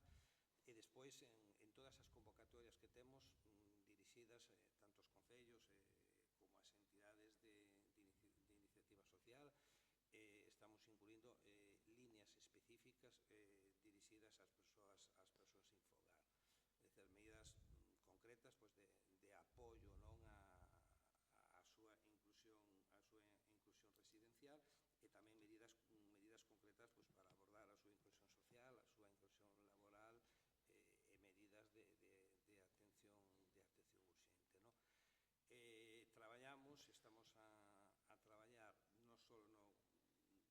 dos centros que xa hai na rede de centros de Galicia, como poden ser centros de acollida, como decía, ou albergues ou centros de inclusión, porque poden ser en principio recursos de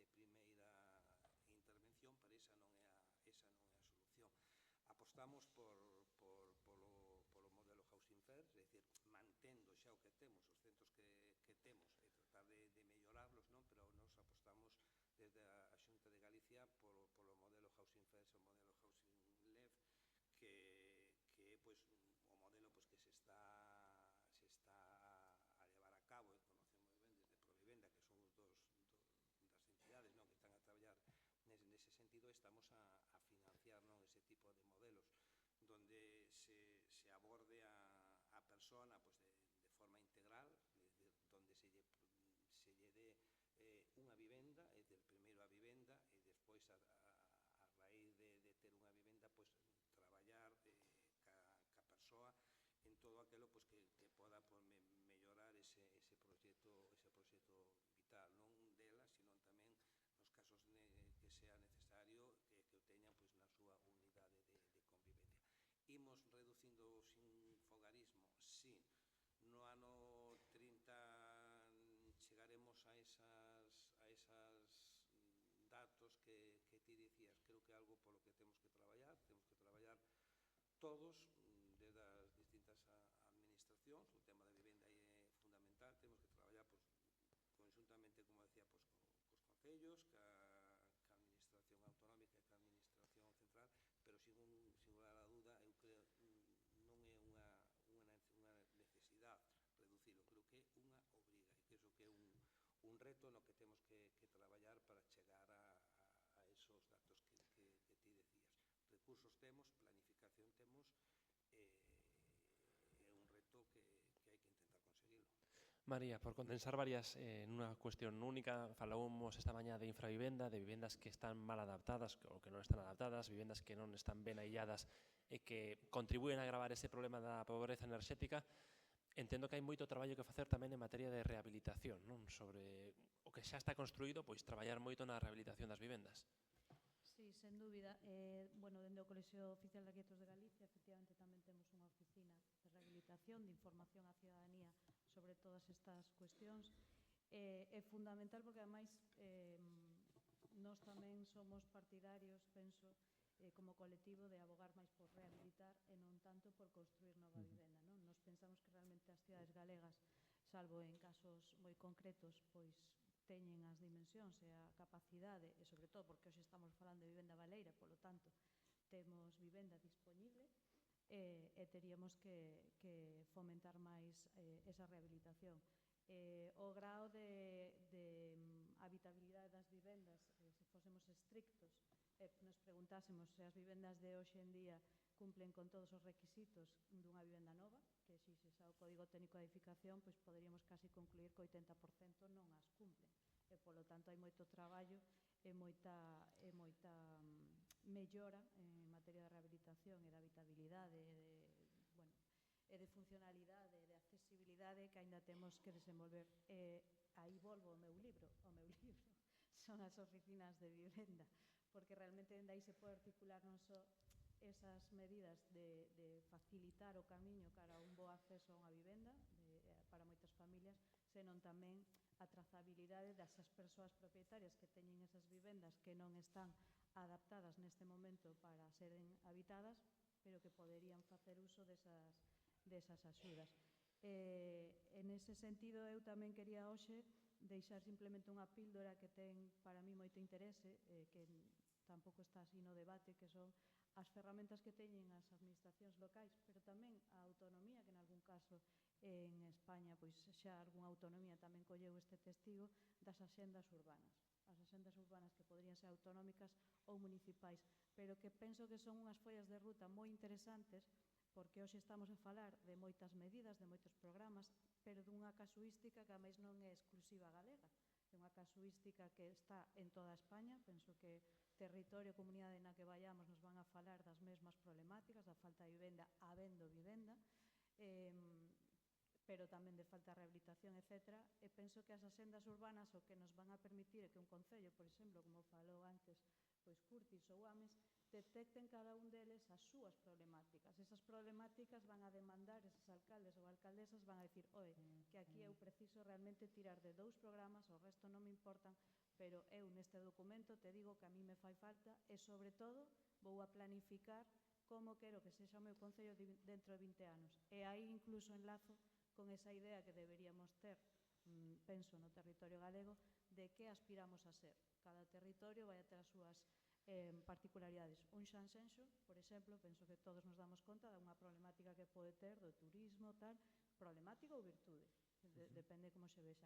Pero pois un concello do interior de Ourense pois terá outras problemáticas e lle van a interesar unhas medidas ou outras. Esas sendas urbanas para nós é unha ferramenta fundamental para que a Consellería de abaixo para arriba pois teña as informacións necesarias para implementar uns programas con máis ou menos intensidade.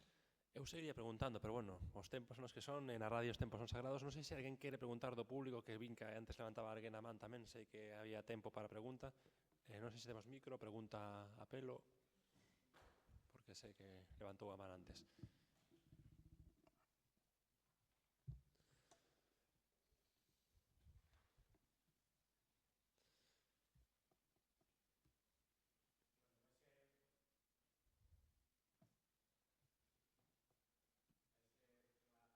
E unha pregunta despois moi clara.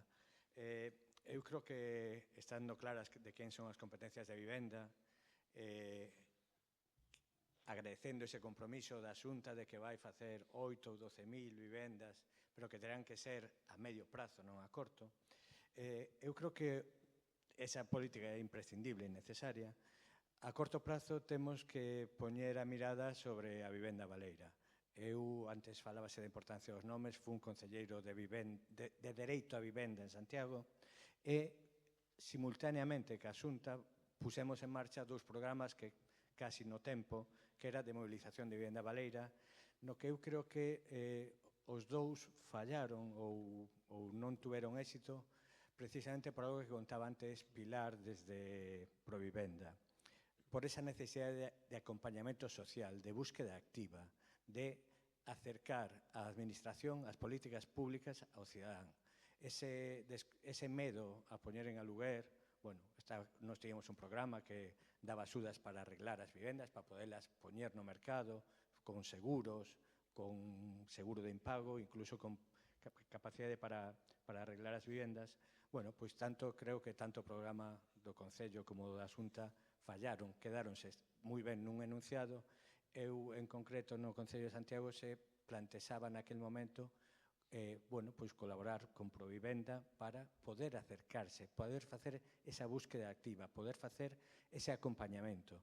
Entón, eu creo que as competencias de vivenda evidentemente son da Xunta, pero creo que é imprescindible descentralizar e chegar ao cidadán.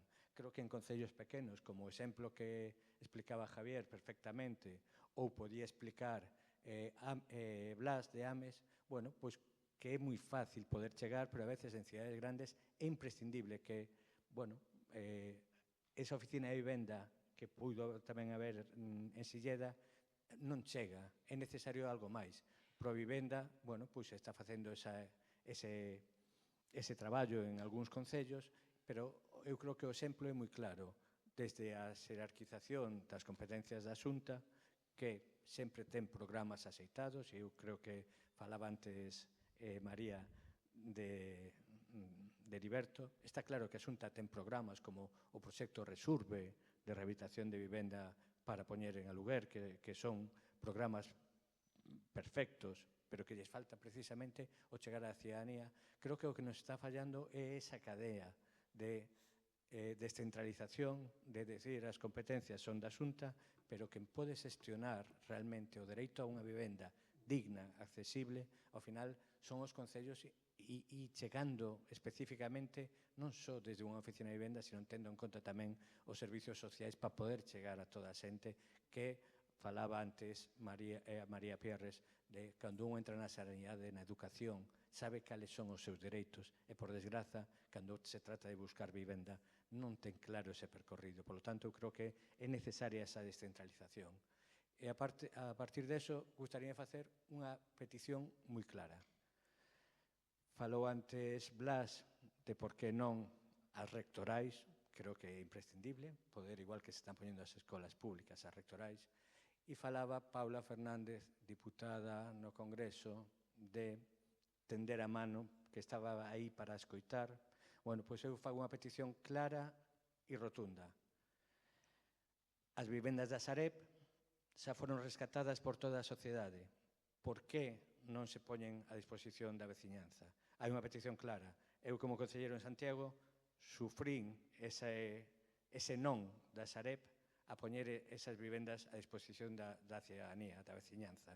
Creo que aí sí que hai un campo para poder traballar en esa cooperación interadministrativa, desde o máis alto, o goberno estatal, a Sareb, a descentralización da Xunta, que ten vos programas, pero faltalle chegar á ciudadanía e poder estender a través desos concellos, con esas boas prácticas que hoxe escoitamos e que estaría ben que houbera moitos máis alcaldes hoxe para poder aplicalas. Nada máis, era esa reflexión. Gracias.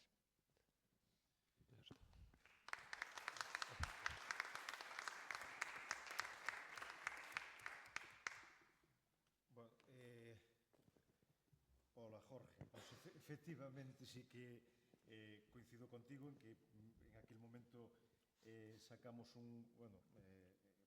nos habíamos fixado unhas bases dun programa deste de movilización de vivendas baleiras en donde tamén dábamos axudas para a rehabilitación e vos, lóxicamente, fochedes eso, hai que facelo público dos poucos concellos que vos implicachedes en intentar con adaptacións do noso programa facer un programa sobre a base do que tiñamos nós máis adaptado ao Concello de Santiago. E realmente o que buscamos con aquel programa de movilización de vivendas baleiras é precisamente eso, é dicir que era un instrumento, e así o definíamos, posto ao servicio dos concellos, financiado pola Xunta de Galicia, porque financiaba todas as actuacións, e donde tiña que haber unha actuación moi importante donde a Xunta non podía chegar, que era a pata dos servicios sociais. E entón, por eso, se implantaba ese programa de movilización de vivendas baleiras que precisamente, sendo conscientes de que faltaba esa necesidade dunha búsqueda activa de apoio, de seguimento ás persoas que se iban a aloxar en esas vivendas, era necesario que actuaran os servicios sociais comunitarios e por eso se implantou ese edificio. E sí que teño que recoñecer que o Concello de Santiago, cando ti eras concelleiro, foi dos poucos concellos que decidiu implantar ese programa e viu a utilidade dese programa. No referido a Sareb, eu creo que é un tema no que coincidimos todos. A Xunta de Galicia foi a segunda comunidade que recurriu ao Sareb no ano 2015 para solicitar vivendas. A resposta do Sareb, e sempre o fixemos así, foi pagando. E ainda así fomos das poucas comunidades que primeiro pagando alugueiros para poñelos a disposición de persoas que perdían a súa vivenda, posteriormente adquirindo esas vivendas a Sareb, e estamos todavía en último trámite e fase para adquirir novas vivendas a Sareb. Pero é unha cuestión que vimos reclamando dende a Xunta de Galicia dende hai anos. E máis, hai varias iniciativas no Parlamento de Galicia aprobadas por unanimidade de todos os grupos parlamentarios reclamando a Sareb a cesión gratuita desas vivendas ás comunidades autónomas para poñelas a disposición das políticas de vivenda. Non solamente das vivendas, senón tamén dos solos residenciais que teñen para poder executar esas vivendas. Por lo tanto, en eso hai unha coincidencia total e tamén hai unha situación que é inexplicable. Sobre todo porque hai un feito diferencial que en algún momento podía ter algún tipo de argumentación, pero a que Sareb desde fai 2 ou 3 anos é unha sociedade pública. Por lo tanto, en este momento, en aquel momento, cando se constituiu a Sareb e demais, era unha sociedade con participación minoritaria pública. En este momento, desde fai 3 anos, quero recordar, 2 ou 3 anos, é unha sociedade pública. E, por lo tanto, non ten ningún sentido que estemos intentando todos buscarnos e demarnos os esos para conseguir vivendas e a Sareb facendo, non sei. Pero, bueno, nós estamos utilizando, é dicir, con isto sí que remato, porque a Sareb sí que é un tema que ademais a mí tamén me alporiza un xeito especial. Entonces,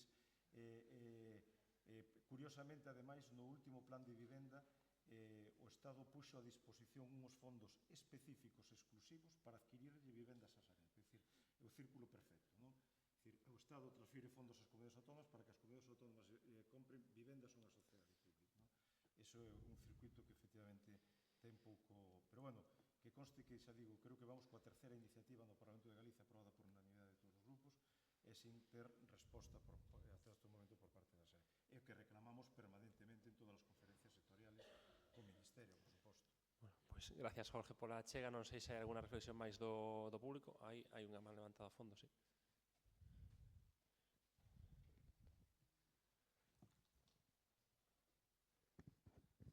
Bueno, gracias. Bueno, eu son Alexei, son traballador de Fiare Banca Ética e nada, en primer lugar gustaríame felicitarvos por traernos este espacio de reflexión e debate aquí, non? E por poñer en valor e por poñer sobre o chan este tema da vivienda, non? Que está tan en conflito. E a miña pregunta vai dirixida un pouco á presidenta da PN, a Ana.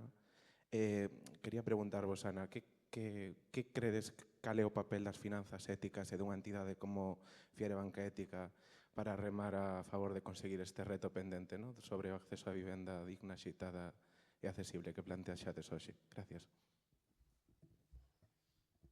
Grazas a ti. Bueno, primeiro de todo, e xa como sei que estamos aí en tempo límite, non?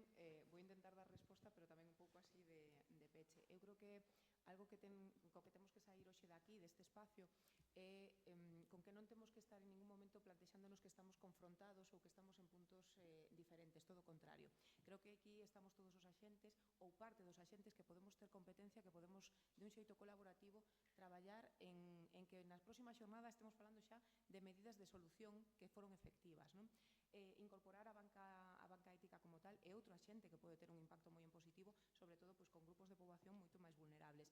De igual xeito, a idea da que nos gustaría hoxe sair daqui pois era un pouco con que necesitamos a política social, necesitamos na mesma mesa a vivenda, necesitamos os arquitectos, necesitamos as entidades do terceiro sector, necesitamos a colaboración plena de todos estes axentes para que realmente falemos en un corto período de tempo de que o acceso a unha vivenda digna, xeitada e asequible se convirtiu nunha realidade.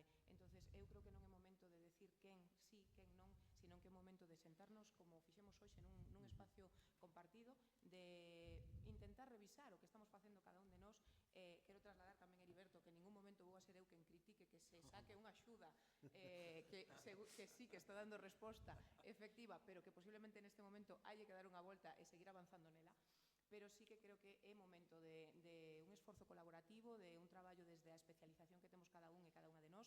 Creo que Jorge lanzaba un traslado que me parece moi significativo, que é incorporar o terceiro sector de acción social como un axente que leva moitos anos acompañando as persoas neses procesos de búsqueda de vivenda sin ferramentas, sin medios e facendo desde a profesionalidade que nos caracteriza a todos e a vontade de que esa situación de pobreza cambie, e creo que temos un punto de inicio que o decía ao principio na miña presentación, que é maravilloso para poder seguir traballando así. Entonces, que o galla que este espacio que se xenerou hoxe aquí siga poñéndose en funcionamento, que xeneremos esos espacios de poder ter información fiable, datos efectivos que nos permitan seguir facendo políticas efectivas, e que isto non se quede só nun compromiso valeiro, sino que realmente avancemos hacia un compromiso que nos permita dar unha resposta ás persoas e aquelas que están en situacións máis vulnerables, que creo que é o objetivo que temos todos hoxe aquí. E ademais, Ana, dicías no principio, decídelo no informe, hai moita coincidencia de base nos programas dos partidos, así que a base está clara, non? O que fai falta é sentarse e acordar. É un bo momento. Bueno, pois moitas gracias aos 4 por participar nesta mesa, a todos os asistentes. Grazas a EAPN por organizar esta xornada e por este informe que agora sí que ve a luz e confiamos en que sirva de base para o futuro mellorar e avanzar nestes retos pendentes para garantir o acceso á vivenda, que é unha das prioridades. Protocolariamente non sei se ten que pechar alguén ou damos por pechado. Pechan, vale, pois pechan Ana e Heriberto, así que grazas tamén a María e Arturo por estar con nos. Gracias.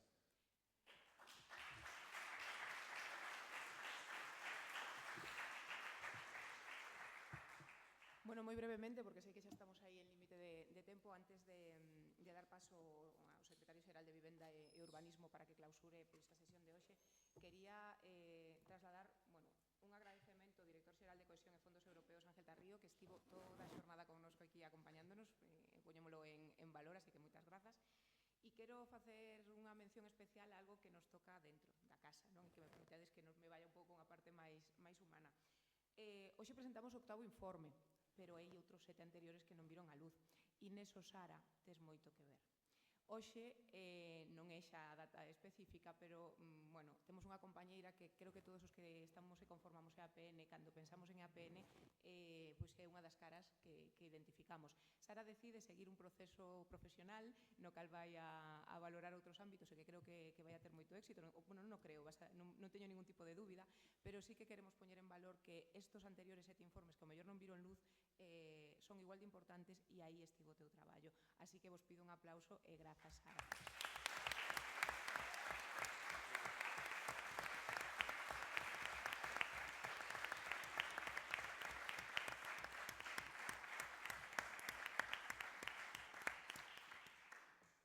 Sen máis, pois darvos as grazas a todas e todos por estar hoxe aquí, por compartir e sobre todo que nos vayamos con ese sentir de que nos queda moito por facer, pero que creo que xa temos as pezas máis ou menos encaixadas para que isto poda funcionar. Sen máis, dou a palabra a Heriberto. Moitas gracias, Ana. Bueno, pois nada, sen máis eu agradecer a invitación a esta xornada. Sinto non haber podido asistir a totalidade da mesma. Bueno, simplemente poñernos a Xunta de Galicia na súa totalidade, entendo eu, falo en nombre, por suposto, de política social tamén, onde traballamos, como dixen antes, dun xeito moi coordinado, pois poñernos a disposición de todos vós, intentar pois mellorar o traballo que estamos a facer. Creo que é unha boa oportunidade, efectivamente, en un momento en donde o foco se pon na vivenda, creo que é unha oportunidade para poder obter uns mellores rendimentos do que se viñamos obtendo e, polo tanto, abrir a porta, por suposto, a xenerar esa sección dentro do Observatorio de sección social en materia de vivenda que, bueno, pues, constituiremos ao longo do ano 2025 e pues, intentar cuestións que están na carteira, que efectivamente unha delas era como intentar derivar tamén parte dese bono a as entidades que traballades coas persoas vulnerables en función ou en atención ás necesidades de vivenda. Pois é un tema que vimos traballando en el, creo que desde fai prácticamente 2 anos ou máis, que sempre, por unha cousa ou outra, pois queda un pouco sobre o papel, pois intentar retomar esa ou outras medidas que se podan propoñer, mostrar, pois, a plena disposición e moitas grazas por